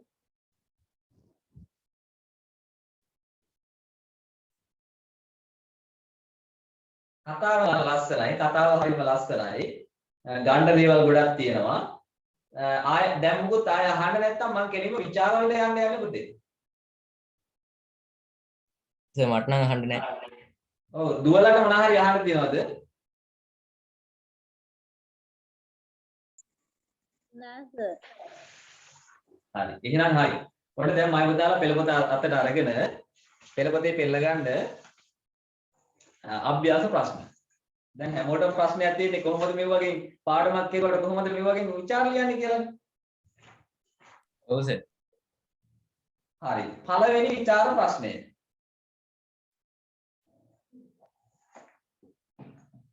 බය වෙන්න එපා මම මේ හැම එකටම ලියන විදිහ කියලා දෙනවා. ඒ වගේම හැම පාඩමකටම එක විචාරයක් මම දෙනවා. ඒ කියන්නේ එක විචාරයක් දුන්නාම අනිත් ඒවාට කරකවලා ලියන විදිහ තේරෙනවා. පළවෙනි එක පුතේ මහෞෂධ පඬිතුමාගේ උපාය කෞශල්‍යත්වයේ හේතුවෙන් වේදේහ රාජ්‍ය ආරක්ෂා වූ ආකාරය පැහැදිලි කරන්න කියලා තියෙනවා. ඔව්. උපාය කෞශල්‍යත්වය. උපාය දැන් පුතේ ඔහොම විචාර ප්‍රශ්නයක් ආපුවාම සාමාන්‍යයෙන් හොඳට මතක තියාගන්න මේ පුතේ අභ්‍යාස වලට දීලා තියෙන්නේ 5 6 7 ලකුණු කීයක් හම්බ වෙන විචාර ප්‍රශ්නද? 10ක්. 10ක් හම්බ වෙන විචාර ප්‍රශ්න වලගේ ආකෘතිය තමයි මේ හැම අභ්‍යාස ප්‍රශ්නයකම තියෙන්නේ. ලකුණු 15ක් හම්බ වෙන වගේ නෑ. ඇයි නැත්තේ? මෙතන කොටස් එක ප්‍රශ්නේ කොටස් දෙකකට බෙදලා නෑ නේද? ඔව්. එතකොට අණු කොටස් දෙකක් එන්නේ නෑ. එක අණු කොටසකට උද්දෘත දෙක ගානේ සපයන්න නෑ. එහෙනම් මේ තියෙන්නේ හැම පාඩමකම ලකුණු 10ක් හම්බ වෙන විචාර ප්‍රශ්න. අපි හැබැයි මේවා දෙකට කඩා ගන්න දැනගන්න ඕනේ. සමහර විට මේ ප්‍රශ්න දෙකක් එකට එකතු කරලා 3-4 ප්‍රශ්න වලට දාන්න පුළුවන්. ඒ කියන්නේ ලකුණු 15ක් එනේවා. උදාහරණයකට මම මෙහෙම කියන්නම්. දැන් මේ තියෙනවා ලකුණු 10 වල ඒවා ගැටලුවක් නැහැ. මේවල උදාහරණ 3යි දාන්න ඕනේ. උද්දෘත 3යි දාන්න ඕනේ. උද්දෘත කියන්නේ උපුටා ගැනීම. පාඩම ඇතුලේ තියෙනවා ඒ විදිහටම උපුටා ගන්නවා. එන්නේ ඒවා. මම අර ලකුණු 15 වෙනි එකට නිකන් හදන විදිහ කියන්නද? ඔන්න තියෙනවනේ මෙහෙම මහෞෂධ පඬිතුමාගේ ප්‍රඥා මහිමය මහෞෂධ පඬිතුමාගේ උපාය කෞශල්‍යත්වය වේදේහ රාජ්‍ය ආරක්ෂා වූ ආකාරය පැහැදිලි කරන්න කියලා. ඒක හේතුවෙන් ඕක පුතේ ওই ප්‍රශ්නේ මෙන්න මෙහෙම කඩන්න පුළුවන්. එක සැරයක් එහෙම ඇවිල්ලා තිබුණා විභාගෙට. හරි මෙන්න මෙහෙම කඩන්න පුළුවන්. එක සැරයක් මෙහෙම ඇවිල්ලා තිබුණා. මහෞෂධ පඬිතුමාගේ ප්‍රඥා මහිමය හේතුවෙන් නෑ මේව දෙනවා. මහෞෂධ පඬිතුමාගේ ප්‍රඥා මහිමය සතර කම්මන්ත්‍රණය එකක් අංක 1. හරිද? අංක 1 මේ ලකුණු 15 ප්‍රශ්නයක නිකන් හැදෙන විදිහ මම මේ කියන්නේ. ඔයාලා මේ පේපර් එක මම දැන් ඊළඟට තව ඉස්සරහට කරනවා. ඒක තේරෙනවා. අංක 1ට කඩනවා මහෞෂධ පඬිතුමාගේ ප්‍රඥා මහිමය සතර කම්මන්ත්‍රණය කියන කොටසෙයි ධර්ම යුද්ධය කියන කොටසෙනුයි කොටස් ඇසුරෙන් පැහැදිලි කර දක්වන්න. උදාහරණගෙන පැහැදිලි කර දක්වන්න. මම කියපු ප්‍රශ්නේ නැවත කියන්නම්. මහෞෂධ පඬිතුමාගේ ප්‍රඥා මහිමය සතර කම්මන්ත්‍රණය සහ ධර්ම යුද්ධය ආශ්‍රයෙන් පැහැදිලි කර දක්වන්න. දැන් මෙහෙම ගත්තාම මම පුතාලට මෙන්න මේ සතර කම්මන්ත්‍රණයට උදාහරණ දෙකක් ලියන්න ඕනේ. සතර කම්මන්ත්‍රණය කියලා වෙනම කොටසක් තියෙනවනේ පාඩමේ. අන්න ඒකෙන් උදාහරණ දෙකක් ලියන්න ඕනේ. එතකොට පුතාලට කල්පනා වෙන්න ඕනේ අපි ගන්න ඕනේ කොයි තැන්වලකින්ද මහෞෂධ පඬිතුමාගේ උපාය කෞශල්‍යත්වය බුද්ධි මහිමය විධා දැක්වේ සතර කම්මන්ත්‍රණය කොයි තැන්වලකින්ද? තරපුරුෂය අන්න හරි එකක් තමයි ගිරාපැටිය. ගිරාපැටිය. අනිත් එක මොකද්ද? රාමණ්ඩපේ. මතකයි නේද? මණ්ඩපේ විනාශ කරපු ආකාරය ඒ තුලින් 100ක් රැඳවගේ ජීවිතය ආරක්ෂා කරපු එක ඒ උපාය කෞශල්‍යය සතර කම්මන්ත්‍රණය. හරිද? අන්න එතනින් උදාහරණ දෙක දාලා විස්තර කරා නම් ඒ ටික හරි. ඊළඟ මේකටත් එකක් ඕනේ. ධර්ම යුද්ධයට. ඒකට මොකද්ද ගන්නේ?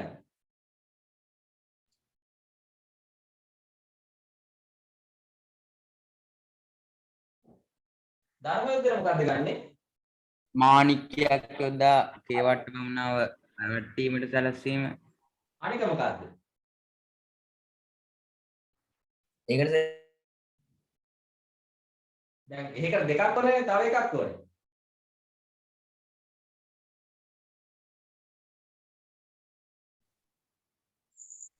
හිත කරයි කොන්දා යල්ලගෙන නැගී සිටුවාචාර නැගී සිටුවාචාර හරියට හරි. ශබ්දනාගත හරි. නැගී සිටි ආචාර්ය නැගී සිටුව මානවදුව මාතුබගේ මුණුපුරු තරමට ඇත්තෙනි. අන්න ඒ කියපු ටික. හරිද? ඉතින් පුතේ ඔය කියන උදාහරණ ටික දාලා හරි ලස්සනට ගලපගෙන ඒකට අදාළ ඒ තැනට තියෙන විස්තරේ දාලා මෙන්න මේ අවස්ථාවලදී ප්‍රඥා මහිමේ විදහා දැක්වෙනවා කියලා ලියලා ලකුණු 15 ගන්න බැරිද? හරිම සරලයි. හැබැයි උද්දෘත මතක තියෙන්න ඕනේ, විස්තරي මතක තියෙන්න ඕනේ, මේ අවස්ථාව මතක තියෙන්න ඕනේ. ඔය ඔක්කොම ගලපලා ලස්සනට ලියා ගන්න පුළුවන් වෙන්නත් ඕනේ. නිකම් පුළුවන් වෙන්නේ මේකට අපි සතතාභ්‍යාසයේ දෙන්න ඕනේ. ඒ කියන්නේ නිරන්තර පුහුණු වීම. මේවා අමතක වෙනවා. නිතර නිතර මේ ප්‍රශ්න වලට උත්තර ලියන්න ඕනේ. එක්කෝ හරියට එකක් ලියලා ඒක නිතර කියව ගන්න ඕනේ. ඔය දෙකෙන් එකක් කරන්න ඕනේ. හරිනේ? එහෙනම් මම ඔන්න යනවා. පළවෙනි එක මහෝසද පඬිතුන්ගේ උපාය කෞසල්‍යත්වයේ හේතුවෙන් වේදේහ රාජ්‍ය ආරක්ෂා වූ ආකාරය පැහැදිලි කරන්න. එතකොට පුතේ උපාය කෞසල්‍යත්වයේ හේතුවෙන් වේදේහ රාජ්‍ය ආරක්ෂා වුණ ආකාරයේ පළවෙනි එකක් ගන්නවා අපි සතර කම්මන්ත්‍රණේ. මම මේකට උද්දෘත වෙනම දෙනවා. සතර කම්මන්ත්‍රණේ මම අවස්ථාව විතරයි මේ කියන්නේ. ගිරාපෝතකයා යොදවපු එක. ඊළඟට රාමැඩිල්ල විනාශ නෑ. රාමැඩිල්ල එන්නේ වේදේහ රාජ්‍ය ආරක්ෂා කරපු එකට. වේදේහ රාජ්‍ය කියන්නේ ඔහුගේ රාජ්‍ය මෞසදගේ. රාමණ්ඩල විනාශ කරපු එක ඒකට බලපාන්නේ නෑ. ඒක යන්නේ ප්‍රඥා මහිමයට. හරිද? උපාය කෞසල්‍යත්වයට ඒක යන්නේ නෑ. ඒ කියන්නේ උපාය කෞසල්‍යත්වයට ආවා. වේදේහ රාජ්‍ය ආරක්ෂා කරන්න නෙවෙයි අහන්නේ. මම කියන එක මම උදාහරණ තේරෙනව නේද? ඔව් මේ අහන්නේ එයාගේ රාජ්‍ය ආරක්ෂා කරගන්න කරපුවා. එකක් තමයි තරපුරුෂ සේවයේ ගිරාපෝතකයෙකු වේදවීම. මේ අහන ප්‍රශ්න හොඳට තේරුම් ගන්න ඕනේ. ඊළඟට යුදෝපාය යෙදීම කොටසේ අවස්ථා 3. එකක් තමයි පැන් නතර කිරීම, අනික දර, අනික වීසහල්. මේ නතර කිරීම ලියලා හරියන්නේ ඒවට එව්ව නතර කරනකොට මෙයා එව්වට කරපුවා ලියන්න ඕනේ. පැහැදිලි නේද? අර හිලාලේ ඔව් ඉසුරුමුතුන් හරි ඒකත් හරි. හරියටම හරි. ඉසුරුමතින් මේ ඇතුල් වල දාගත්ත එකත් හරි. සතර කම්මන්තේ කොටසින් ඒකත් ගත්තා. ඊළඟට මේ අවස්ථා 3 යුදෝපායදීම. අර ඊට පස්සේ උත්සවය පවත්වන්න කියපු එක. ඒකත් හරි. ඊළඟට අවසානයේ ධර්ම යුද්ධය පවත්වපු එක. ඒකත් හරි. දැන් ගොඩක් කියව නේද මම? ඕවට අදාළ උපුටා ගැනීම ටක්කෙටම ලියන්න ඕනේ. මම මේ උපුටා ගැනීම ටික දෙනවා. ඒ ටික මම දෙනවා. බය වෙන්න එපා. එතකොට ඒවා දාලා හරියට විස්තරය ලියන්නයි තියෙන්නේ. මොන හරි මේකෙන් තව අහනවද? නෑ සර්. හරි. අනිත් ළමයිට මොන හරි ප්‍රශ්න තියෙනවා නම් පුතේ කතා කරන්න කිසි ගැටලුවක් නැහැ.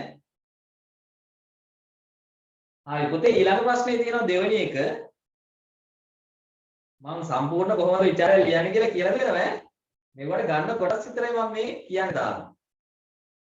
හාස්‍යයෙන් හා උපහාසයෙන් යුක්තව කේවට්ට බමුණාගේ චරිතය නිර්මාණය කර ඇති අන්දම පාඩම ඇසුරෙන් විමසන්න.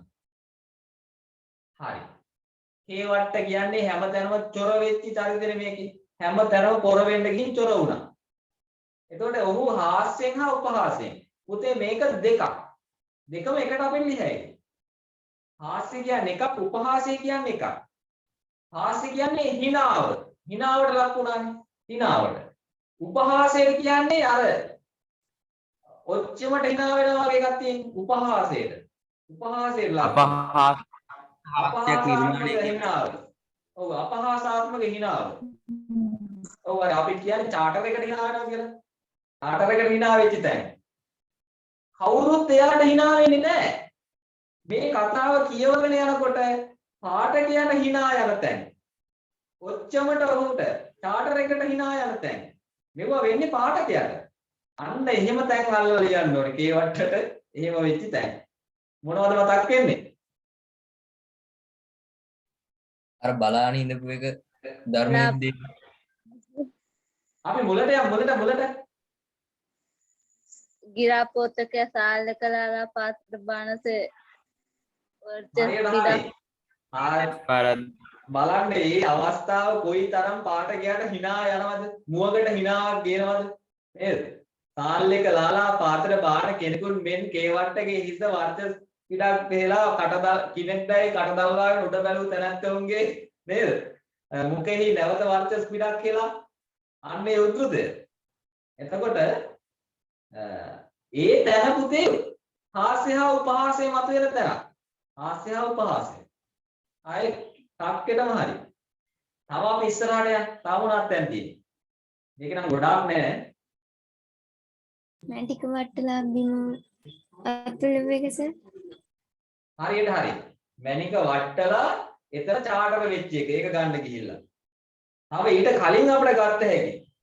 තමාගෙන නොකියා මේ චූර්ණිය රජුරුවත් එක්කලා මේ මහෝසද පණ්ඩිතයන් ගැන වර්ණනා කිරීම. හරියට හරි. ඒකත් හරි. ඒ කියන්නේ තමාන්ව පාත්‍ර දා ගන්නවනේ යා මහෝසදගේ ගුණ කියන්න ගිහිල්ලා. ඒවත් නිකන් හාස්‍යයට ලක් වෙන තැන්.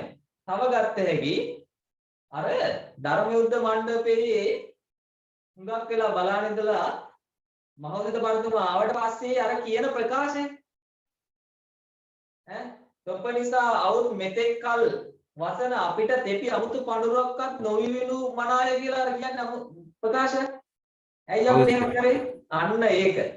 සාමාන්‍යයෙන් වියක් පුද්ගලයෙක්ගෙන් ඒ වාගේ මෝඩ වචන එන්න විදිහක් නැහැ. ඒවා හාස්‍යයට ලක් වෙන තැන. ඔහුගේ චරිතය හාස්‍යයට ලක් වෙන තැන. හරිද? දැන් මේ ඇවිල්ලා තියෙන්නේ රාජ්‍යයක් අල්ල ගන්න. හැබැයි ඔහු නිකන් පිස්සෙක් වගේ වැඩ කරන්නේ. ඔහුගේ කතාව බලන්නකො. හරිද? අන්න ඒක. තව මොනවද තියෙන්නේ?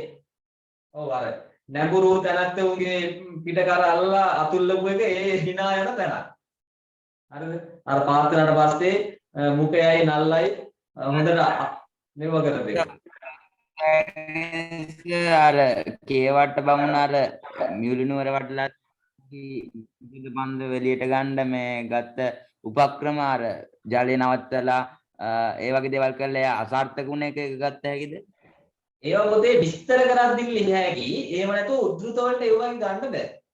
විස්තර කරනකොට ලිය හැකි කේවට්ට විසින් යෙදූ සියලු උපක්‍රමයන් යුදෝපාය තුළදී පරාජයට පත්වීම තුළ ඔහු හාස්‍යයට ලක් වූ ආකාරය මෙම කතා පුවත් තුළ දැක්ගත හැකි කියලා.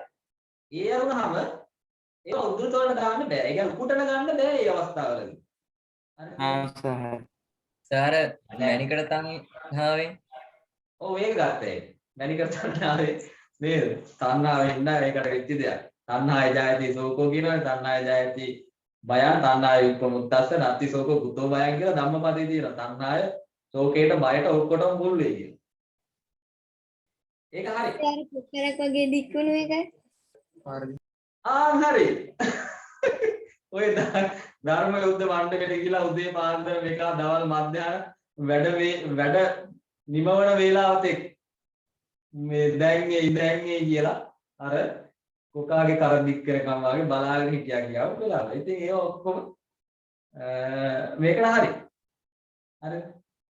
හරි. ඊළඟට අපි ඊළඟ ප්‍රශ්නෙට යමු හරි නේද? උම්මාංග ජාතක කතාවේ සාර්ථකත්වයට එක් හේතුවක් වී ඇත්තේ එහි යොදාගත් භාෂා රීතියයි. දැන් පුතේ භාෂා රීතිය කියන්නේ ප්‍රීතිය අයින් කරන්න භාෂාව කියලා මතක තියාගන්න. භාෂාව. ඕනෑම පුතේ සාහිත්‍ය කෘතියක් සාහිත්‍ය නිර්මාණයක් ඒක කවියක් වේවා ගද්‍ය හෝ පද්‍ය වේවා ඒක සාර්ථක වෙන්නේ යොදාගෙන තියෙන භාෂාවෙන් හින්දා. දැන් සමහර විට අර මේ දවස්වල ජනප්‍රියම ගීතයක් කියලා තියෙනවා ලෝකයේ ගීත දර්ශකයේ අංග 5ට ඇවිල්ලා තියෙනවා. මොකක්ද සින්දුව? මැනිකේ මගේ මැනිකේ මගේ හිතේ උපුලේ නුරාරංගුම් යාවි පාවි කියලා කියන්නේ. ඒ කාලේ එපාලා තියෙනද? දැන් අහලා එපා වෙලා තියෙන්නේ නිකන් දැක්කත් අර ඔක්කාරගෙන සීන් එකක් වගේ තියෙන්නේ. ඒ වුණාට පුතා එතන අපි අගේ කළ යුත්තක් තියලා නේද? අපේ සිංහල භාෂාව තියෙන්නේ ශ්‍රී ලංකාවේ පමණයි. ශ්‍රී ලාංකිකයෝ මව් භාෂාව විදිහට සිංහල භාෂාව වෙන එක රටකවත් නැහැ. එතකොට අපේ චූටි රටක මේ භාෂාව ලෝකීයව ගියා කියන්නේ ලෝකෙම විදේශිකයන්ගේ කටින් අපේ භාෂාව පිට වෙනවා කියන්නේ ඇත්තටම අභිමානයි.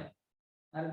දැන් එයාලා එහෙම ඔය ගීතය ආදරයෙන් වැළඳ ගන්න හේතු වෙන්නේ නැත්තේ ඒකේ තියෙන භාෂාවට ඕන් ආදරය කරලා කැමති වුණා.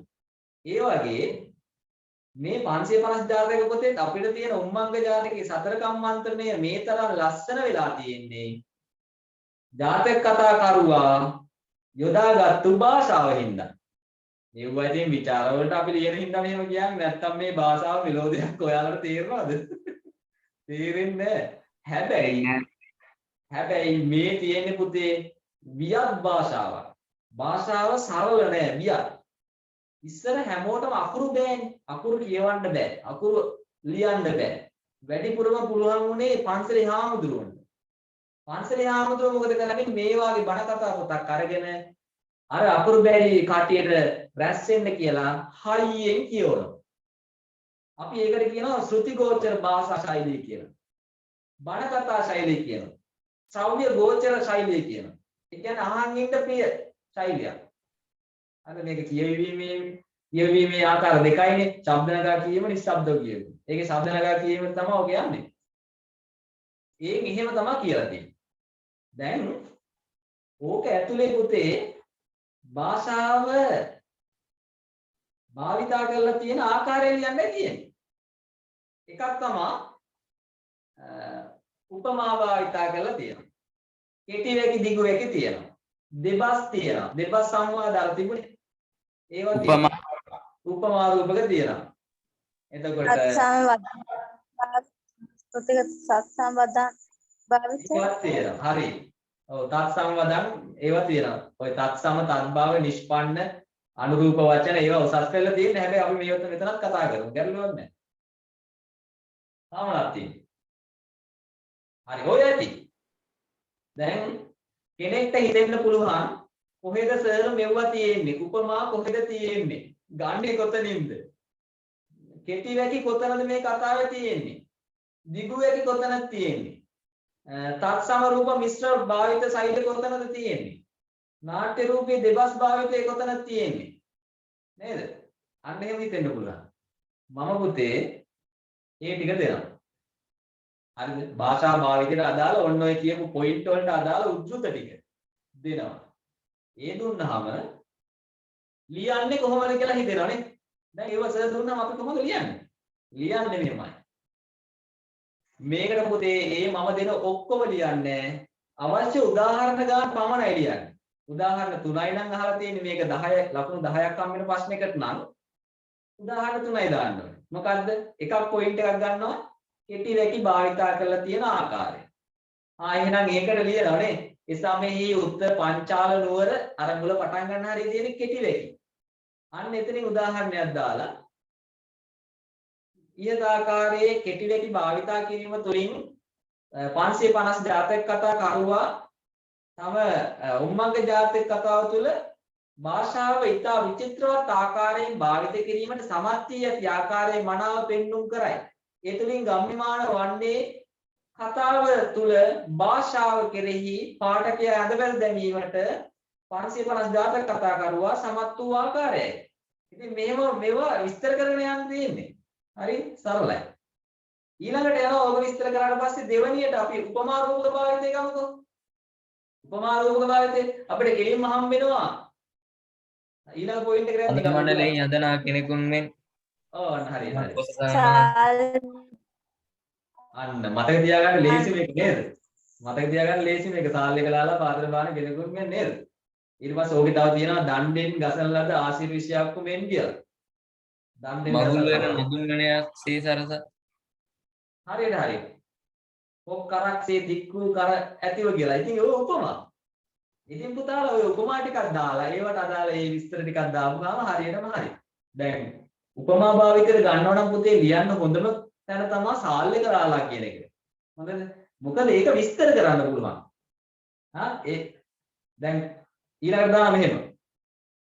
සතර කම්මන්ත්‍රණය තුල භාෂා භාවිතයේදී දැකගත හැකි තවත් එක් උපක්‍රමයක් නම් ජාතක කතා කරුවා කතාව තුල උපමා භාවිත කර ඇති ආකාරයයි.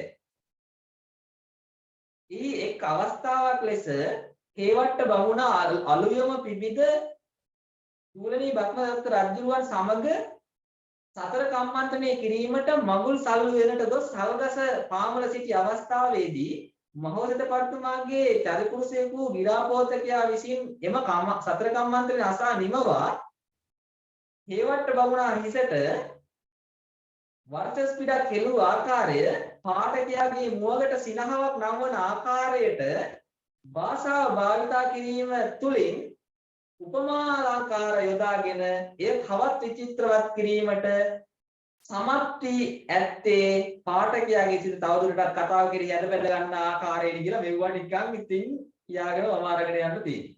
පැහැදිලිද? ඔව්සේ. ඔව්. එහෙම කරගෙන යන්න තියෙන්නේ. ඉතින් මම ඒවා තවදුරටත් විස්තර කරන්නම් අපි ලියාන විදිහ කරගෙන යනකොට. මේකට තව අහන්න මොනවා හරි තියෙනවද? නෑ සර්. හරි අපි ඊළඟට එකට යමු. 4. මහෝසත පඬිතුයාගේ කේවට්ට බමුණාගේ චරිත තුළ ඇති සමවිෂමතාව දක්වන්න. දැන් මේක පුතේ ප්‍රශ්න දෙකකට එන්න පුළුවන්. ඒ කියන්නේ ලකුණු 15ක ප්‍රශ්නයකට හැදෙන්න පුළුවන්. හරිද? දැන් මෙහෙම හිතන්නකෝ. මේක කොටස් දෙකකට බෙද හැකියි. එකක් තමයි කේවට්ට බමුණාගේ චරිතය, අනික මහෝසත පඬිතුමාගේ චරිතය. ඒකට දෙක දාලා උදාහරණ දාන්න කියන්න පුළුවන්. නැත්තම් දෙකම ලියන්න කියන්න පුළුවන්. අපි ඔය දෙකම පුරුදු වෙමු. අපි ගමු කෙලින්ම අපි දන්න කෙනා. දෙන්නම දැන් ගත්තාම දෙන්නගේම චරිත වෙනස්නේ. සමාන කණුත් තියෙනවා. දැන් සමානකමක් තමයි උදාහරණයක් විදිහට දෙන්නම පඬිතවරු, පුරෝහිතවරු සමානයි දෙන්නම. චරිත තුලයි අසමානතාව නේද අහන්නේ. සමවිෂමතා සමානකම් සහ අසමානකම් අහන්නේ සමවිෂමතා. සමානකම් තමයි දෙන්නම පුරෝහිතවරු, දෙන්නම ප්‍රඥාවන්තයෝ. ඒ දෙක ගත්තා නම් කරුණු ඇති නේද? ඒ දෙක ගත්තා නම් කරුණු වල ඇති. මොකද හේවට්ට කියන්නේ අග්‍ර පුරෝහිත කෙනෙක් කියලා කතාවේ මුලම කියලා තියෙනවා. ඔහු ප්‍රඥාවන්තයෙක්, නුවණැත්තෙක් කියලා. හරිද? දැන් අපි ඒ කරුණු වලට අමතරව පුතේ එයාලගේ චරිත ගැන එබිලා බලනකොට මයිපතාලට කියන්න කරුණු ඇතිනේ. හේවට්ට කියන්නේ බලකාමයෙන් යුක්ත කෙනෙක්. උදේ නැගිටපු ගමන් ඔහු සතර කම්මන්ත්‍රණය ගැන හිතුවේ. ඒ කියන්නේ බලය තමන්ගේ රජුරුව මුළු දඹදිවටම අගරජ කරලා තමන් අග්‍ර පුරෝහිත වෙනවා කියන බලකාමය. එහෙනම් ඔහුගේ චරිතය තුළ තියෙන එක ලක්ෂණයක් තමයි බලකාමය. මම වෙනම දෙනවා බය වෙන්න බා. ඒකවල එක එක පාඩම් කරගෙන ලියන්න දාන්නයි තියෙන්නේ. ඊළඟට ඔහු පුතේ ධර්ම යුද්ධයේ අවස්ථාවේදී කටයුතු කරපු ආකාරය තුලින් පේන්නේ මොකද්ද? කොච්චර මොලේ තිබ්බත් ස්ථානෝචිත ප්‍රඥාවෙන් තොරයි. දැනට සුදුසු නුවණ ඔහුට නැහැ. මම දැන් මේ වෙලාවේ මැනික ගන්න නැමුණොත් එහෙම අනිත් අය හිතන්නේ මම ඔහුට වැන්දා කියලා. ඒක ඔහුට හිතන්න බැරුව ගියා. ස්ථානෝචිත ප්‍රඥාව නැහැ. ස්ථානයේට උචිත. හරිද? එහෙනම් ඕ ලක්ෂණ දෙකක් කියෝ. ඔයිට වැඩි තව ලක්ෂණ ඕන තරම් ලියන්න පුළුවන්. අපි දෙකක් විතර පාඩම් කරගත්තාම අපිට භාගෙට ඕන තරම් ඇති. ඕකම අනිත් පැත්ත හරවල ලියහැකි මහෝසද බලකාමීත්වයෙන් තොරයි. ඔහුට අවශ්‍ය වුණේ නැහැ කොච්චර නුවණ තිබුණත් රාජ්‍යයන් අල්ලගන්න. හරිද? ඒකට අවශ්‍ය උද්ෘත නැති හින්දා අපි ඒක ලියන්න. ඒක නිකන් විස්තර කරමු. දූරදර්ශී හරියටම හරි. ඔහු දූරදර්ශී. මහෝසද දූරදර්ශී. ඕකේ අදූරදර්ශී. හරිද? ඒවට. එතකොට රාජපාක්ෂිකයි නේද? තම තමන්ගේ රජුරුවන් වලට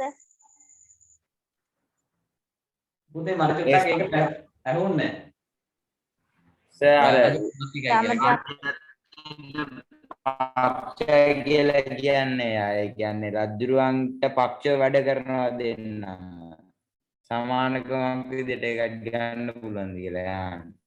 ඔව් ගත්ත හැකි ගැටලුවක් නැහැ. දෙන්නම රජුට සේවය කරනවා පුරෝහිතවරු. පුතේ සමානකම් මම වෙනම දෙනවා. මෙතන මේ ඒක පටලවන්න නැතුව මම මේ කියලා දෙන්න යන්නේ දෙන්නගේ චරිත තුළ තියෙන සමවිෂමතය. දෙන්නගේ සමානකම් වෙනම දෙනවා. ඔන්න මම කියන දේ අහන්නකෝ. ඔන්න දැන් මම කියන දේ ඔය පැහැදිලි කරගන්න. මේ ප්‍රශ්නේදී පුතේ අහන්නේ දෙන්නාගේ චරිත ගැන. දැන් ඔයාලගේ චරිතයක් තියෙනවානේ. ඔයාලා හොඳයි එක්ක නරකයි. අන්න ඒක ගැන අහන්නේ වෙනම ප්‍රශ්නයක් හැදෙන්න පුළුවන් දෙන්නගේ සමානතා විසමතා. ඒක මම වෙනම දෙනවා. දැන් මෙතන කියන්නේ කිව්වොත් ඒක පැටලෙනවා. සමානකම් ඉතින් දෙන්න පුරෝහිතවරු දෙන්නට මොලේ තිබ්බ දෙන්න ප්‍රඥාවන්තයෝ. එකෙක් දූරදර්ශී අනික අදූරදර්ශී. එක්කෙනෙක් ස්ථානෝදේ ප්‍රඥාවෙන් යුක්ත අනික ස්ථානෝදේ ප්‍රඥාවෙන් තොරයි. අන්න එහෙම තියෙන්නේ. ඉතින් ඒවා මෙතන ගලපන්න අමාරුයි. එහෙම වුණොත් මේ ප්‍රශ්නේ පැටලෙනවා. හරිද? අපි දැන් ඒවට බලකාමයෙන් යුක්තයි කියවා ස්ථානෝදේ ප්‍රඥාවෙන් තොරයි කියවා. ඊට අදාළ උදාහරණක් තියෙනවා. මම කීවා අර සතර කම්මන්ත්‍රණය වෙලාවේ මම දඹදිවට අග්‍ර පුරোহিত වෙනවා කියලා ඒ බලකාමීත්වය. ස්ථානෝදේ ප්‍රඥාවෙන් තොර බව අර අෂ්ටවංග මාණික්ක ගණිනී සිතා නැඹුරු වීම. ඒවට අදාළ උතුරුත. එතකොට මහෞෂධ පඬිතුයෝ ගත්තාම ඔහුගේ චරිතය එක්ගෙනෙක්ගේ චරිතයට දෙකක් මතක තියාගත්තාම ඇති. මහෞෂධ පඬිතුයෝ ස්ථානෝදේ ප්‍රඥාවෙන් යුක්තයි. හරිද? ඔහු හිතුවා නේද අර 100ක් රජදරුවන්ට ඒ අවශ්‍ය වෙලාවෙම ඔහු කල්පනා කළා උපක්‍රමයක් යෙදුවා මරණයෙන් ගලව ගන්න. මාබදු පඬිත කෙනෙක් ජීවත් හින්දදීම එතෙක් 100ක් රජදරුවන්ගේ ජීවිත විනාශයට වෙන්න බෑ කියලා. හරිද? 100ක් රජදරුවා මේ යාම යුක්ත නොවන්නේ කියලා. එහෙනම් ඒ තමයි ස්ථානෝදේ ප්‍රඥාව. ඒකට ටක් ගාලා ගේමක් ගෙනුවා යෝධෝ 1000 දාලා මෙන්න මේව කරපල්ලා කියලා. හරිද? ඒක ඔහුගේ චරිතය තුළ තියෙන එක පැතිකඩක්. අපි අර සමවිෂමතාව වෙනම මන් දෙනවා වගකින් ඒක ගැටලුවක් කරගන්න එපා. ඒක ලියන්න උනොත් ඒවට උද්දෘතක් දෙනවා. මන් දෙන්න ඕනේ නැහැ. ඔයාලට වට දැන් ටක් ගාලා කල්පනා වෙයි. ඔය කියන්නේ ඔය දැන් මෙඩිවල් කියන්නේ. ඊළඟ පුතේ මහෞෂධ පඬිතුමාගේ චරිතය තුළ තියෙන තව එකක් තමයි ඔහු යුදෝපාය දක්ෂයි. යුදෝපාය යුදෝපාය මතකනේ? දර වලට කරපු දේ, පැන් වලට කරපු දේ අන්නේ උපාය කෞශල්‍යත්වයේ ඔහු තුල තියෙනවා. අරය තුල නැහැ. ඉතින් ඔය වගේ ටිකක් ගලපලා ලියන්න තියෙන මොනවා හරි අහන්න දිනවද? නිදිද නැගිටින්නද? නෑද? ඔව්. දැන් අද ගොඩක් ලයි කරා. ඊළඟට අවසාන එක. වචන විනාශකාරී ලෙස භාවිතය. පුතේ මට පැහැදිලි මදි. අපි ඇහැරගන්න ඉන්නේ. chat එක යනවා මට මේ ඒක බලන්නත් දෙනවා කියලා. chat එකට නම් මුකුත් දාලා නැහැ. හරි.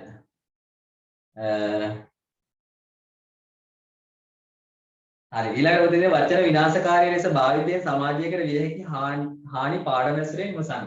මම උදාලා හිතන්නේ මොනවද මොන තැන් වලින්ද අපි ගන්න ඕනේ කතාව.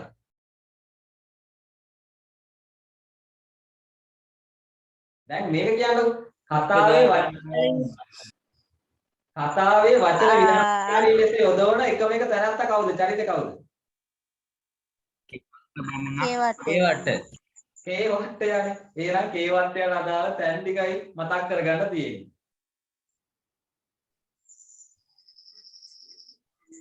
උදේ පාන්දර නැගිටලා සතර කමන්ත්‍රණය ගැන සිතන තැන.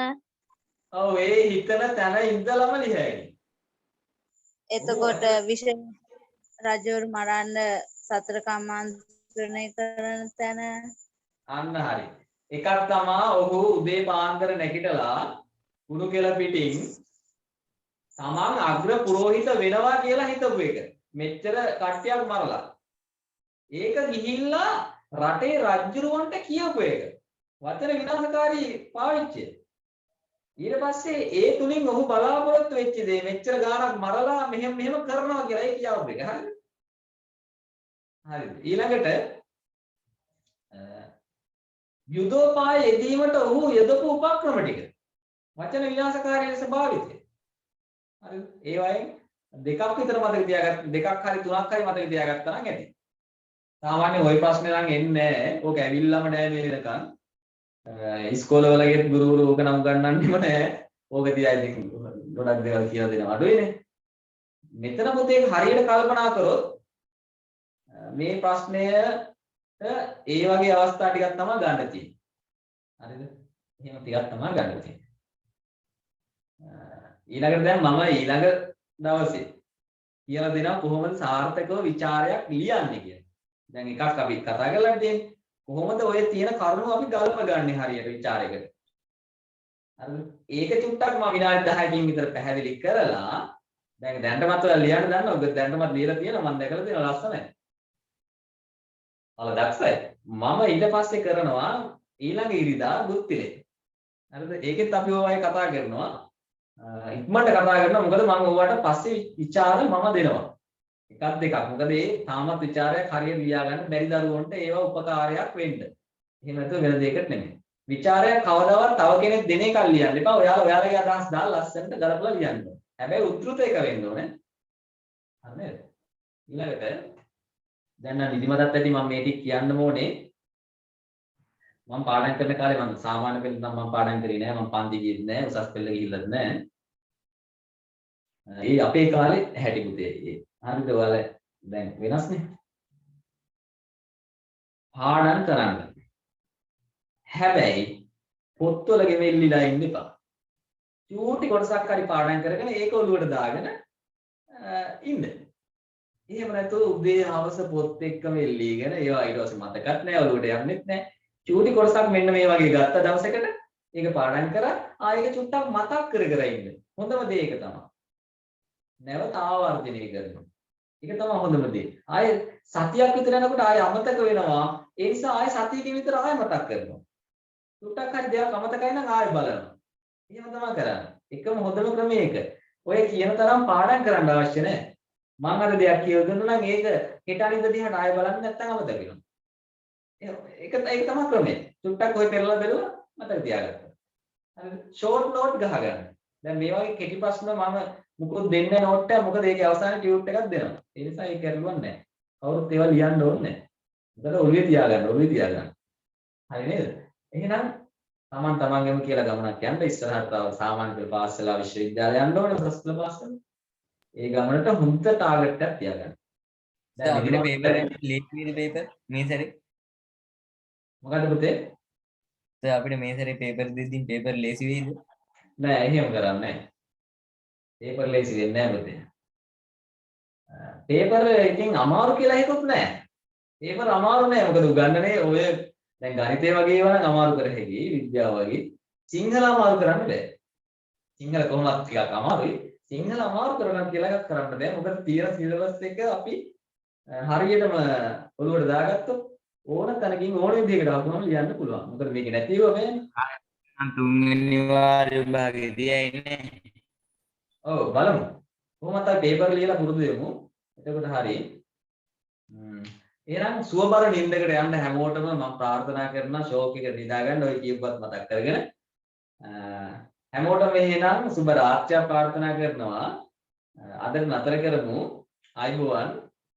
සුබ රාත්‍රිය. සුබ රාත්‍රිය. අයි ඉස්කෝලේ යන්න හම්බෙන්නේ